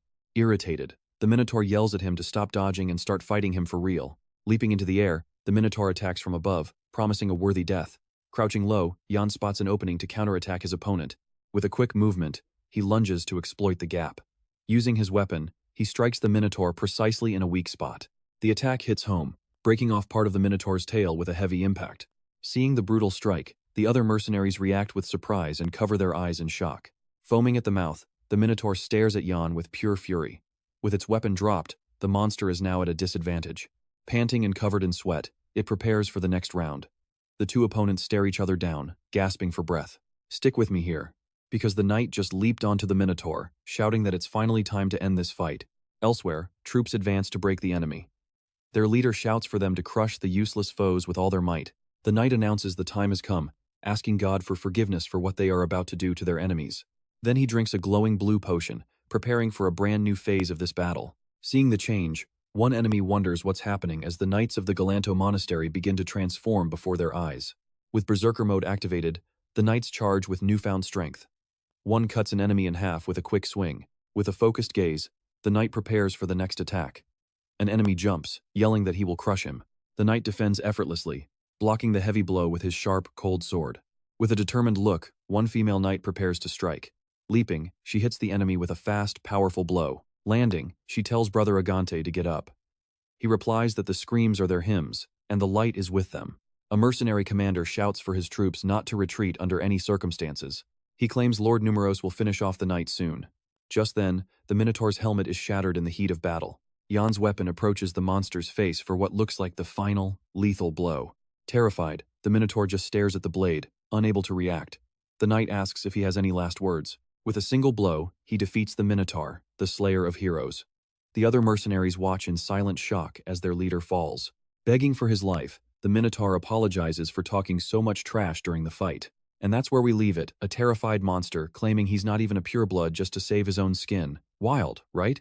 Alright, you and I are diving in as the confused knight learns this half-Minotaur yields 0 achievement points. Gripping his blade, the knight just stares, unable to wrap his head around this monster's logic. Walking away, he scoffs that he has no clue what these achievements are. With a loud shout, he summons the hornblower. He commands the messenger to deliver an urgent report directly to the battle's front lines. Looking at the troops, he orders the announcement of their total defeat. Seeing the terror in their eyes, the Minotaur realizes it's over. Pointing a finger, Yoan declares the beast will be his future insurance. He warns him to act as a witness and tell the truth. Shaking and terrified, the beast just gawks, unable to grasp the situation at all. One soldier screams not to retreat, promising Lord Numeros is coming. Suddenly, a horn blasts, leaving them wondering what it means. With eyes wide, he refuses to believe his leader has been crushed like this. The captain steps forward, announcing their commander fell. He bellows for the hornblower to finally sound the call of victory. Back at the guild, a peaceful atmosphere still lingers over the beautiful city of Marseille. Now pay attention, as the manager tells the governor they have won. He smiles, hearing that the elven knights fought like absolute legends, but she reveals they have lost all contact with those elven knights. Shocked, the governor bolts upright, reeling from the sudden news.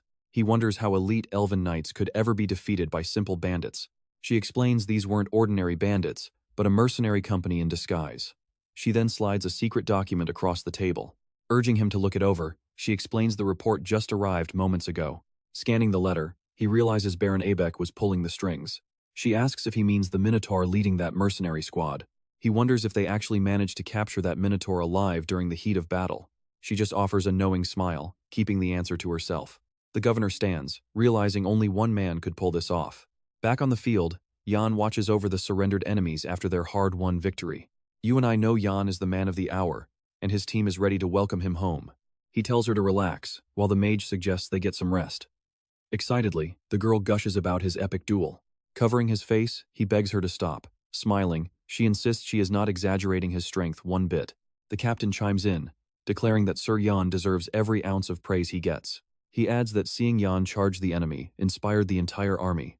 He calls Yoan's courage a shining example for every soldier. Yoan smiles, appreciating the sentiment despite all the heavy exaggeration. The captain praises Yoan's brilliant mind, leaving everyone in awe. Just then, the sacred knights arrive to share their blessings. They admit they would have been slaughtered without Sir Yoan. The female knight adds she was impressed by his mercy toward the enemy. Smiling, he simply says there was no reason to kill the Minotaur. She notes that fighting that beast head-on would have been impossible for any of them. Looking away, she admits a lesser knight would have killed it just to claim the legendary title of Hero Slayer. Smiling, she's glad Yoan didn't stoop that low. He offers a small grin, saying that respecting a fallen enemy's life is virtue. Clasping his hands, he says he spared it because it felt right. The mage asks if he even realizes his kill count. Whispering, the mage says excessive humility only embarrasses the person trying to praise him. Yoan nods, finally accepting the compliments with gratitude. The captain then barks orders to prepare to crush Baron Abek for good. Suddenly, a knight approaches the camp, and they wonder who is there. They watch the tent closely, waiting for someone. Suddenly, an elven knight stumbles out of the shadows, gasping for air and covered in blood. Seeing his broken state, they know he brings no victory. The knight collapses, completely drained and unable to even stand. Desperate, he begs them to send reinforcements. He reveals they were brutally ambushed by a troll while hunting in the forest. Shifting to the woods, the dark scenery is scarred with the signs of a violent struggle. The ground is littered with footprints from the chaos. A soldier splashes through the swamp, running for his life from the threat. Splashing through the shallows, the men try to escape the relentless elven knights. Terrified bandits flee in pure despair from the chasing elves. Mounted on horseback, the knights charge forward to hunt them down. A knight strikes down a bandit with a single, lightning-fast blow. The blow sends him flying into the swamp. As the knights cut them down, trust me, you and I will want to see what happens next. Let's dive in as this knight walks away, leaving nothing but bodies behind. One knight brags that the fight was way too easy. Another reminds him they're only here to settle an old debt. He mentions Count Bartok sent them to pay the guild back. A knight orders everyone to keep chasing the enemy and grab any loot. With a loud shout, the leader takes command of the troops. He orders them to hunt down and wipe out the enemies hiding in the forest. Then he screams to loot every single thing of value. But a knight warns that anyone caught stealing for themselves will face severe punishment. The soldiers march through the water, strictly following orders to hunt the enemy down. The leader watches them advance, looking satisfied. Mounted on his horse, he tells everyone to take a quick break and check their gear. One knight mentions he never knew this place existed.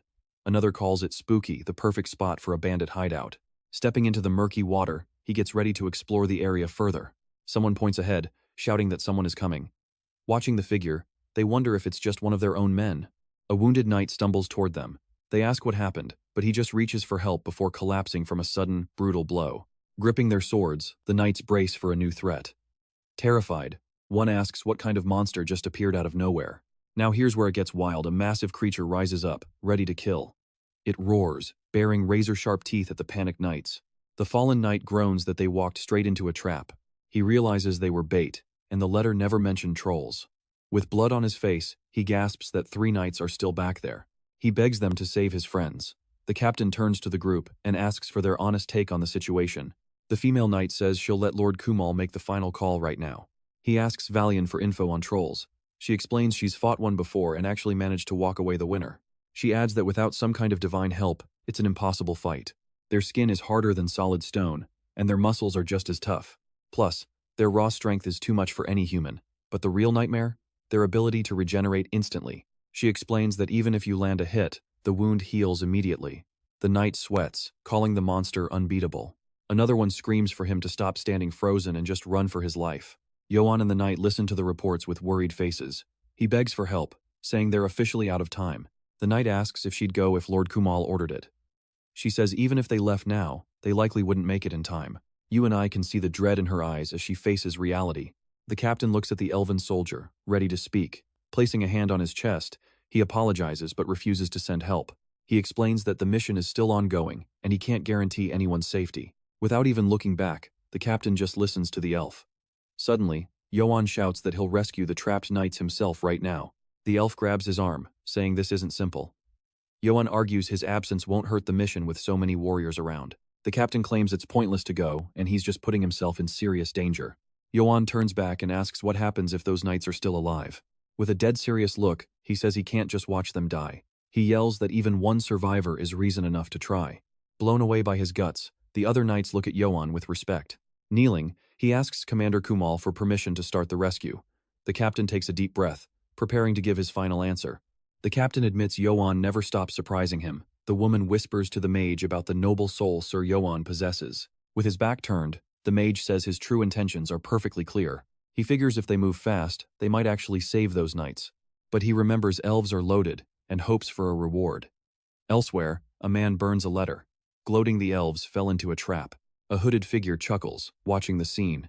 He gloats that once the elves are gone, the bond between Marcel and Orangs is over. But another figure interrupts, saying it's way too early to celebrate. She reveals the mercenaries surrendered despite all the gold they paid.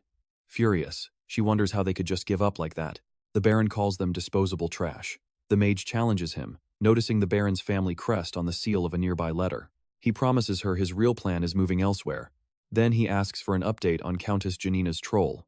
Trust me, we leave it as the Baron claims trolls are weak and no threat at all. Alright, you and I are about to witness what happens when a monster hunt goes completely sideways. She warns them they will perish in the dark abyss, while the forest outside grows cold and dangerous. A lantern flickers to life. A knight admires the glow and asks exactly what kind of fire they are using. The knight explains it is the flame of Iena, a holy magic meant to keep the monsters at bay. He wonders if this is the same power she used to crush the troll earlier in the fight. She confirms that holy magic is the only way to stop a troll's healing factor from working. Even water cannot put this flame out. He shudders, realizing this is basically magical white phosphorus.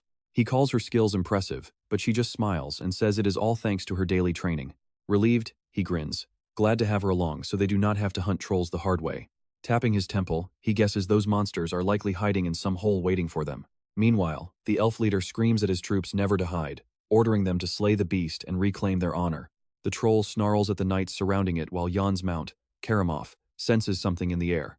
Yoan realizes Karamov found a scent just as 3 riderless, armored horses charge through the thick woods, shocking everyone. The knight wonders why the elves' mounts are alone. Suddenly, a scream of agony echoes through the forest. Now pay attention here, our knights just realized their prediction was wrong, and the elves are still fighting. She smiles, relieved they are alive, but warns that their current flame isn't nearly strong enough. She needs to prepare a much stronger ritual, so he shouts that he is riding ahead to buy her time while she tries to stop him. He gallops off, shouting for Karamov to round up the stray horses before they get lost. She calls out to him, worried, then orders her sisters to focus their energy on a massive flame. The knight drives her blade into the dirt, kneeling to pray for Saint Aina's blessing in battle. Gathering around the flickering flame, she speaks of souls yearning for salvation and a path through the dark. As their blades unite, the holy fire grows. Meanwhile, a lone knight takes a brutal hit from the troll. Splashing through the water, he charges back in while the troll readies its next crushing blow. He dodges the massive strike and swings his sword, slicing through the creature's arm in one move. He spins for another strike, but cold sweat drips down his face as the situation turns grim. The troll's arm grows back in seconds, and it lets out a furious, bone-chilling roar. Shocked, he can't believe it is healing that fast. The monster charges, ready to end him for good. It is not over yet, he growls, bracing himself for the impact of the beast's charge. But looking at the bodies of his men, he knows their morale has completely shattered. You and I can see he is exhausted, just trying to hold a stalemate until his luck finally runs out and a splash breaks the silence. He turns and yells at Lauren, who confesses with a shaky voice that he just cannot handle the pressure of battle anymore. Lauren begs Gustav to let them escape, but Gustav tells him to stop talking such pathetic nonsense. The troll turns its rage toward the approaching knight, raising a massive arm to crush him. Cornered and out of options, the knight screams as he prepares for the final, lethal blow. But the hit never comes. Instead, something metal clangs against his helm and he looks up. To his total shock, a heavy spear has been driven straight through the troll's massive chest. The monster staggers back in confusion, clutching the weapon that just tore through its thick hide. Terrified, the soldiers scream Gustav's name, wondering how a simple spear could actually hurt this thing. Yoan rides onto the scene, shouting at everyone to stop staring and run for their lives immediately. Deep in the city of Marseille, the governor sits in his office reading a mysterious new letter. He wonders if this is a ghost letter, as the mercenaries are now demanding the gate be opened. The manager senses Abek's involvement in this, and the governor nods, knowing something is wrong. His mind goes back to the first group they sent out to deal with those bandits. They were supposed to be the best, but elite mercenaries were waiting and wiped them out. So you and I are left with this a forged letter and a plan to destroy their defenses from within. Stick with me, things are about to get intense. She smiles, agreeing with the governor's plan to strike at sunrise. The governor notes with a smirk that they're finally seeing eye to eye on this mess. Under the moonlight, he vows Marcel's walls will never fall, while elsewhere, a quiet prayer for sanctification begins. A young woman prays for his safety, but the mage cuts in, asking if Yoan is the one she's worried about. Turning to her with a grim expression, the mage warns that trolls are not enemies humans can simply overcome. He admits the truth: it would normally take an entire legion of soldiers just to bring down one troll. Reassuring her, he says there's no need to panic.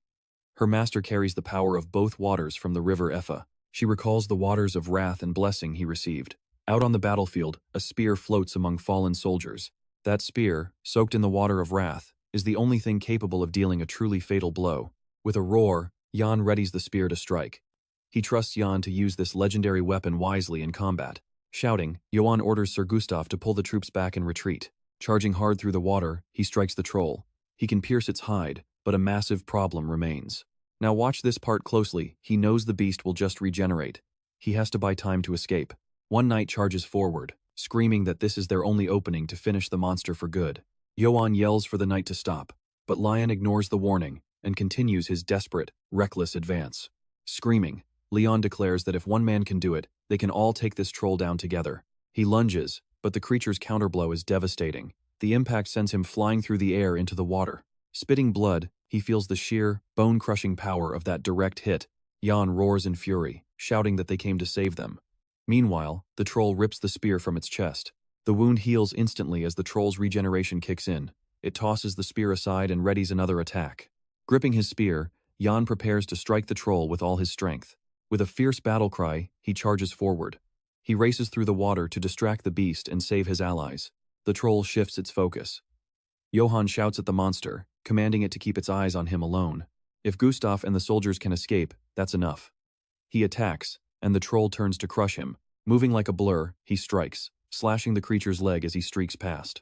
The hit lands, slowing the troll down, but Yoan is caught in a trap. Before he can retreat, the beast snatches him up. A knight watches in horror, screaming in despair as his commander is captured. Trapped in its grip, Yoan is tossed aside like a toy. He realizes too late the troll got too close. Launched through the air, he feels the brutal impact. Back at camp, the empty fields wait for the troops. Suddenly, a light flares up on the horizon, catching the attention of everyone back at the base. Staring at the glow, a guard wonders what's happening. He grabs his binoculars to get a better look. You and I both know something's wrong here. He spots a flag. It's the mercenary group returning. Terrified, he wonders if they're seeing ghosts. That group was supposed to be completely wiped out. This is exactly what the governor predicted. The alarm blares as guards rush to defend the main gate. Hearing the bells, the governor calmly remarks that they have finally arrived. The manager offers to send a confirmation letter, but a voice interrupts as the door swings wide open. They spin around in shock. A man steps in, asking why they look like they've seen a ghost. The man steps forward, introducing himself to the two shocked officials. He came in person. The manager screams, "How are they alive?" With a cold smile, he simply states that all glory belongs to the Empire. The governor realizes the truth: these mercenaries were bought off by Baron Abeck. She covers her face, left speechless in shock. The commander makes his move, declaring that as of this moment, the city of Marseille has been taken. Clenching his teeth, Yoan reels from the pain. A knight watches the scene unfold in absolute horror. Yoan is slammed into the water by the troll's massive blow, creating a giant wave upon impact. "Trust me, this isn't over yet." The knights scream Yoan's name in total shock. "All right, you and I are about to see a knight realize his nightmare has arrived." Sweating, he stares as a blood-soaked grin emerges from the darkness. Floating in the water, the main character Yoan appears lifeless following that brutal troll attack. Gripping the flag, a soldier readies for the night raid. One signal, and a torch flares, lighting up the night. Smiling, a man laughs that the fools in Marseille are playing right into his hands. Watching those lights, he knows it is over. They are breaching the city. A guard sprints by, screaming for every man to get to the wall right now. The bribed guard is opening the sewer gates. The traitor stands there, waiting for the invasion to begin. With a shout, he swears his loyalty to the sacred empire that bought his soul. Then whack! A sudden blow from behind drops him. Another guard claims the glory for the emperor after silencing that traitor. With a cold stare, he prepares to move. The report comes in: the bribed traitor has been dealt with. The leader, Brazil, watches the scene unfold, ready to take the next step. He says the empire has no room for cheap traitors. Before his troops, he declares that from this moment on, Marseille belongs to them. The order is simple: capture the captain while the rest of the guards are distracted. Searching for the consul, they push forward. With a serious face, the governor tells the consul to stop staring at him like that. The man promises they will let the governor keep his title and his authority. The manager screams they cannot trust him after this attack. Clapping slowly, the man praises Lady Eon for her incredible fire and spirit. But his tone shifts do not test his patience. because their time is running out fast. Watch this closely. The truth is, the captain is already a prisoner. He approaches the governor's desk with a simple demand. He slaps a paper on the table. This is it. He demands the governor sign an order for the subjugation force. The order demands every single force cease fire and surrender to the enemy immediately. He demands an oath of loyalty to his imperial majesty. Do this, and no more blood will ever have to be spilled. Meanwhile, Yoan is still drifting in the water, looking like he is gone for good. The knight steps up to face the troll, desperate to buy time. The monster snarls, ready to rip him apart. The knight leader calls for Luron. He orders him to take Lion and the others and get the hell out of there. One knight refuses, swearing he will stay and die fighting beside Gustav. He screams to get Lion moving. Touching his face, he turns to give his final command. The knight is stunned. He can't believe the choice. Gustav yells that this is not a request, but an order from his superior. With a roar, the knight watches Gustav charge toward the massive troll. Sword high, he challenges the monster to a duel. He shouts for the creature to grant him an honorable death in battle. The troll unhinges its jaw to finish him. But in the water, Yoan's body starts to twitch. He is alive. A voice enters his mind. Never pick a fight with an opponent you cannot win against. Another lesson, kill the enemy, but do not die. Opening his eyes, he tells his master he has finally reached his limit. Blood clouds the water as he sinks into the dark. Surrounded by corpses, his body finally stops moving. Eyes closed, he accepts the end. He is tired of fighting. The pain and suffering of his past flash before him. His heart is failing, and all he wants now is to finally rest. And here is where it gets wild just as peace finds him. A figure kisses him, dragging his soul back. With a scream, he rejects death. He is ready to fight. Clenching his fist, his master's battle advice returns. The words echo through his head, sparking a new flame of strength. Attacking, he charges headlong into his fate. He screams that if he cannot escape, he will simply kill death itself. His heart thunders again with pure determination. Bursting from the surface, he screams his vow to kill death itself. With a roar of resolve, he readies himself to throw everything he has left at that troll. The knight lunges at the monster, and the troll readies a crushing counter. He shouts for honor and errance as he attacks. Suddenly, Yoan's spear streaks toward the beast with lethal speed. The monster tries to block, but the spear slams directly into its chest. With a massive roar of agony, the troll feels its body getting shredded. The knight hits the dirt, while the troll is sent flying backward from the sheer force. Trust me, you and I won't forget this. Yoan rises from the water, stunning every knight on the field. All right, you and I are about to see this man show those elves exactly who is boss. Back at camp, the news breaks Marcel's city has finally fallen. The Baron starts cheering like a madman at the victory. He laughs, bragging that everything went exactly to plan. The mage warns him it's not over yet, and he actually agrees. With a cold stare, he marks Velko and Yoan for execution. The other man scoffs, calling it insane for merchants to play politics. He swears to round up every merchant and wipe Marcel's city completely clean. He wants every guild on the continent to fear the Empire. He snaps his fingers, ready to drop the next order. Drinks are poured to celebrate their win. He raises his glass, claiming that no amount of gold can buy noble honor. The mage smiles, proposing a toast to the long life of their sacred empire. They drink together, celebrating the successful invasion. The man says he will personally deliver the good news straight to the Emperor himself. The Baron looks determined, telling him to make sure the Emperor hears everything. Deep in the dark forest, a lone man walks. He has a plan, calling Abek a fool for not reporting things his way. He decides to get creative with his report as he treks through the woods. Then he stops. Why are horses out here? He realizes they belong to the knights who lost the big battle. He calms a horse down and climbs into the saddle. He brags that he will reach the capital in record time. He takes off at a sprint, tearing through the trees. But suddenly, the horse freezes. He's wondering what the hell is wrong. Now, check this out. Something is lurking in the shadows. He's terrified, sensing the presence of a dangerous monster watching from the dark. From the pitch black, a beast with glowing eyes steps out and snarls. Meanwhile, the elven knights are cursing him for blocking the way. That troll isn't done yet, gearing up to keep fighting. One knight wonders if they should really let the human knight fight this thing alone. Another knight points out they have hit it dozens of times with spears to zero effect. The leader snaps that they would just be useless, dead weight. He decides they should just watch the knight fight for now. Yoan looks determined, stepping up to face the massive troll. He moves in, and the troll slams its massive fist into the water after him. Water sprays everywhere. He is actually running across the surface, dodging the troll's attacks with insane speed. With a roar, he readies his next move. He puts everything he has into throwing a spear at the beast. He leaps into the air, launching multiple spears at once. They hit the mark perfectly, digging deep into the troll's body. The troll screams in pain, stumbling back from the force of the hits. But you and I know that won't be enough. The knights watch closely, wondering what kind of plan Yoan is cooking up. He sprints across the water to close the gap. The troll swings back, and they are trading blows right in the waves. One clean hit lands, proving he's got absolute beast strength. The impact sends the troll flying backward through the water. The troll recovers quickly, gearing up for an even bigger counterattack. Spitting blood, it snarls for round 2. The knights are losing it, asking if he is really fighting a troll barehanded. He charges again, exchanging rapid-fire punches on the water. The troll is getting absolutely shredded by the speed of these hits. The troll fires off eye-beams, trying to blast Yoan away. He dodges and lands a heavy blow right on its face. His own eye starts glowing as he readies the finisher. He connects with a massive strike, blowing the troll back. Water explodes everywhere, showing just how much power he is packing. The troll takes it head-on, left completely dazed and stunned in the water. The beast staggers back, totally out of it. He leaps into the air, refusing to give it a second to recover. He lands on the troll's shoulders, clinging on tight to stay dry. Then, he starts hammer-kneeing the creature's head with brutal force. The impact literally cracks the troll's skull open. It tries to shake him off, but he holds on as they tumble into the lake. They both disappear under the surface, still fighting like demons.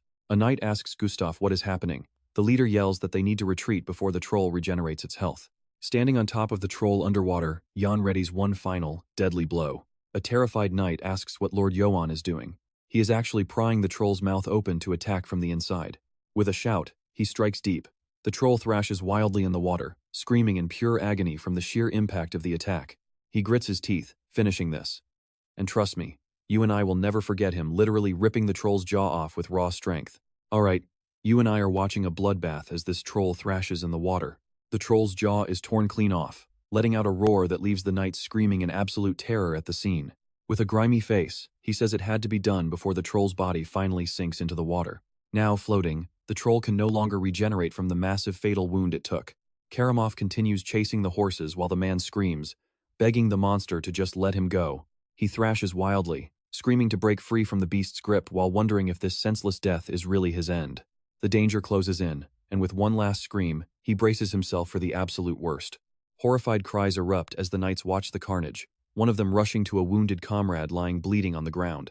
He says if this is the end, it is an honorable one before calling out to his friend, Leon, with a grimy face.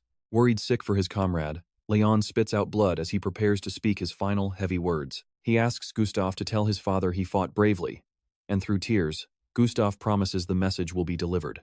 His face masked in blood, Leon uses his remaining strength to thank his friend, thinking of Gustav, Yoan, and all his brothers in arms. Weeping, Gustav screams his friend's name, mourning the heavy loss of his dear brother. Now, you and I need to watch Yoan here. He sees the tragedy unfolding and decides it is time to use that potion investment. He walks over to the battered knight, who can only stare back with hollow, fading eyes. Offering the potion, he tells the knight to drink it to ease the pain, telling him to just shut up and swallow. With Yoan helping, the wounded knight drinks the elixir to recover, while a single drop reveals the potent red healing power of the liquid. The empty flask hits the dirt the moment the potion starts surging through his body. The knight stands up, looking at his friend who seems to have found peace as the intense battle finally ends. Yoan steps back, telling him to rest easy in the forest, while the knight says he was like a brother. He turns and calls to Sir Yoan with eyes brimming with tears, thanking him for easing his brother's pain in those final moments. He knows that without Yoan's help, Leon would have suffered in agony until the very end. Suddenly, Yoan coughs, making the knights turn toward him with deep concern. Surprised, the knight asks what kind of medicine that was as his pain has completely vanished, feeling cleansed while his comrades check on him. You and I both saw that coming, right? Yoan asks how it feels to be reborn while the knight asks if this is the water of blessing. He explains that it is the water of blessing, a mystical elixir taken from the legendary river Forel. With a flushed face, Gustav pulls Yoan into a tight hug, thanking him deeply for saving his friend's life. Smiling, he declares Yoan the most honorable knight he has ever met. Yoan says to thank Suitor instead, but Gustav insists the credit belongs to Yoan for actually using it. Suddenly, Yoan steps away, feeling something incredibly strange happening deep within his body. Pointing to the others, he shouts that Sir Yoan saved their brother and they must show their bark honor. They strike the ground with their spears, shouting praises for the greatness of Sir Yoan. Yoan just watches, totally embarrassed, admitting he has never felt this kind of pressure in his entire life. Smiling, Gustav declares Yoan a sworn brother and warns that anyone who insults him will have to face his full wrath. Wielding his sword, he stands ready to defend his new sworn brother. He stands ready to protect Yoan from any threat, shouting out that any enemy of his new sworn brother will have to answer to his sword. Smiling, Yoan thanks Gustav for his loyalty and new friendship. He says it is a great honor to receive such praise while back at camp. A young woman runs to find Master Suitor. She reports that Sir Yoan fought a troll and won, while the mage assumes magic was the only way it happened. She clarifies there was no magic. He ripped the beast's mouth off with his bare hands. He nods at first, but as the truth sinks in, he stares off, trying to process the madness. Shocked by the news, his eyes go wide as he shouts in surprise upon learning exactly how Yoan won. The knight says the scene was unbelievable, noting the troll's muscles and ligaments were completely ruptured. Furthermore, all of its internal organs were destroyed by the force of Yoan's attack. So what do you and I take from this? The beast died simply because it couldn't regenerate from Yoan's jaw-ripping power. Alright, you and I are about to see a whole new level of monster hunting. The knight notes that they normally torch trolls until they're charcoal. Hearing this, he realizes his own kill method was way different from the standard practice. With a smile, she praises his massive battlefield victory. She tells him that the title of Troll Slayer will stick with him forever now. Meanwhile, the knights offer to help haul away and distribute the carcass. He can fetch a high price by selling the parts. Staring at the massive body, the word achievement flashes in his mind. He realizes that crushing a powerful enemy grants a special corresponding title. Grinning, he celebrates his very first achievement in this strange new world. He is officially known as a Troll Slayer now. A knight yells that the beast went after the runaway horses, but then, he laughs, seeing Yan's puppy actually brought the horses back. She tells the group to relax, insisting this creature isn't a threat at all. The man shrieks for help and the wolf drops him, letting him bolt toward the group. Sword drawn, she screams that there's no way that thing is a puppy. Once the chaos settles, they start grilling the man on why he's in the woods. She asks if he's a traveler who got jumped by the wolf. He nods nervously, claiming that's exactly how it went down. Yoan calls him out instantly, he's no traveler, and that's a blatant lie. With a shaky smile, the man just begs to leave for his journey. Gustav says he wants a word with him, and Yoan fully agrees. Pay attention here, because Gustav isn't buying the traveler act. With one swift move, he pins the guy's hand down with his blade. The man screams in agony as the cold steel bites through his hand. Holding him down, Gustav snarls a threat to take his fingers off one by one. The interrogation pressure is too much. He confesses to being Lieutenant Brandon Mayhem of the Special Operations Unit. With that confession, Gustav knows Jan's gut feeling was right on the money. Yoan asks if he spilled anything else. Gustav nods, having found Baron Abek's secret command post. He looks determined, knowing they can end this war if they bag the Baron. A small smirk appears as he preps the next phase. He turns to Gustav with a request. They need to launch a high-speed surprise attack with their mobile troops right now. Gustav agrees, noting his unit answers to his human brother.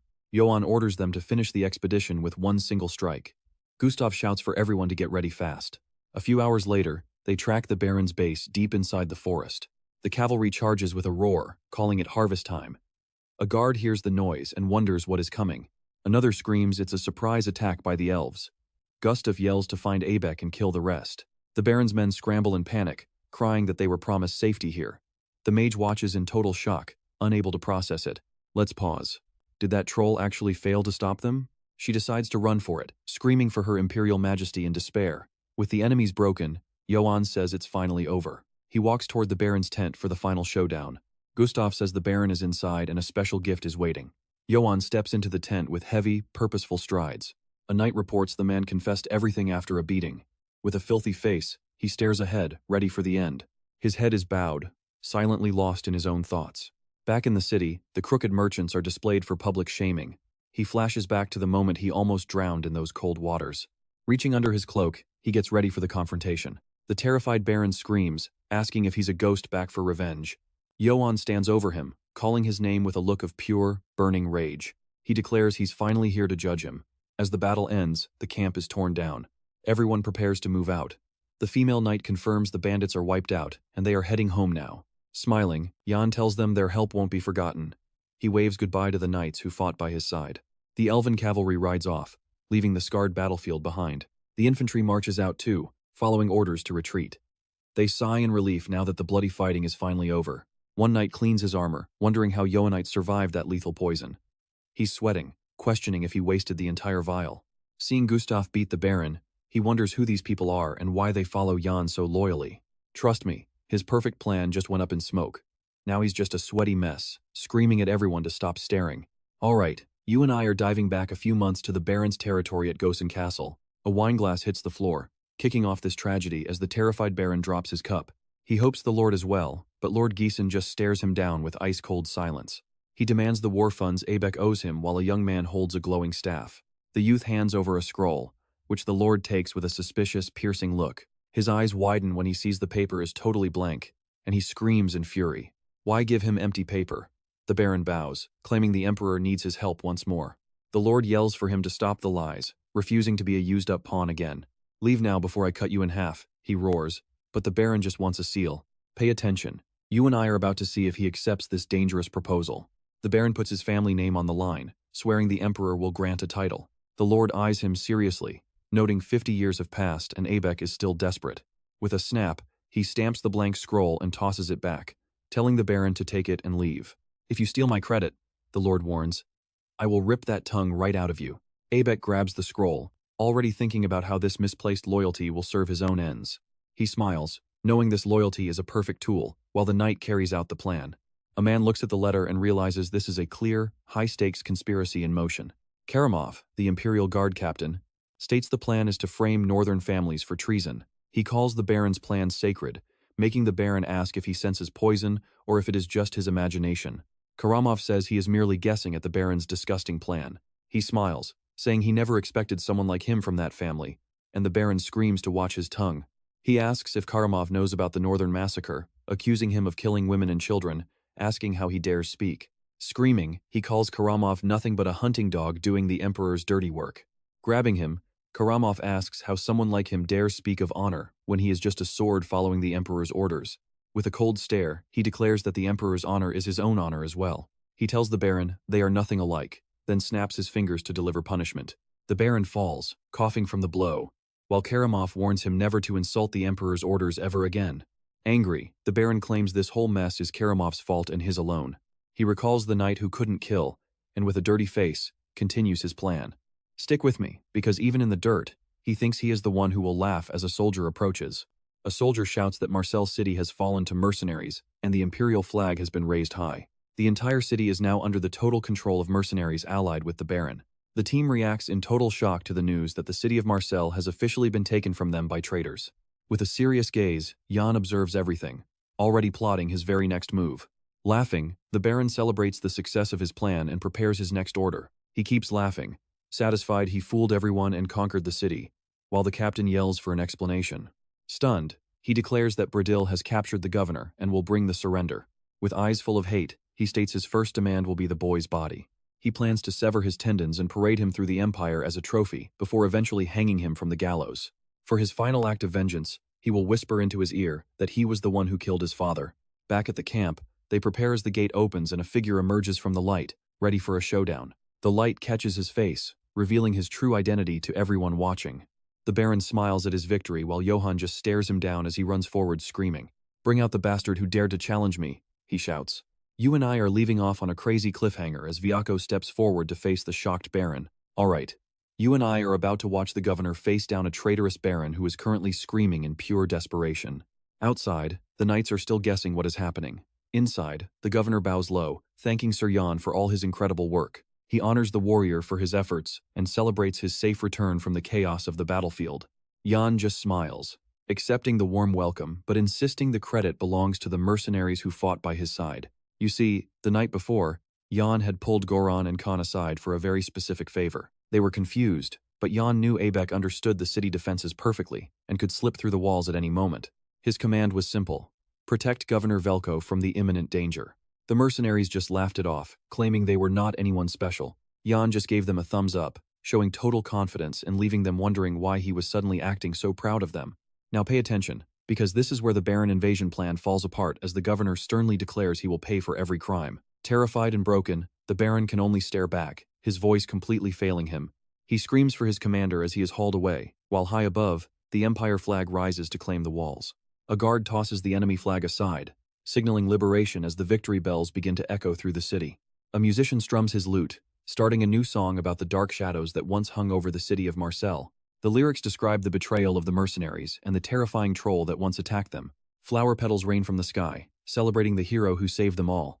The song proclaims his brilliance shone like a star in the heart of the battle. Yoan watches the festivities, looking serious as the music names him the troll slayer of Marseille, his courage likened to a warhammer. They sing of Yoan Ites, the warrior who crushed a monster with nothing but his own raw strength. He is already a living legend, and the mercenaries agree that Yoan has finally brought a real peace to Marcel. They decide to move on, knowing their kind usually just gets in the way once the fighting stops. Okay, I know what you are thinking. With the bandits finally gone, the manager takes a moment to thank Sir Yan for his leadership. Before they get down to business, she offers him a warm cup of tea. Cup in hand, he asks about the reward. She hands over a report detailing the mission pay and the loot. The reward for the monster hunt is 40 silver coins. The group extra pay is another 30 silver. Yoan's eyes widen, shocked that the amount is so high. She adds the value of the monster parts. The troll skin alone fetched 10 gold coins and 60 silver. The blood and tendons added 25 gold coins. Yoan literally spits his tea out. She asks if he is all right. Yoan just stares with wide eyes, asking for the final total. Huge bags of gold are displayed, representing a massive fortune. She announces the final total is 35 gold coins and 230 silver. He bites his lip, trying to hold back his intense emotions after hearing that insane number. Trust me, you and I are both happy to see him finally laughing over this massive small fortune.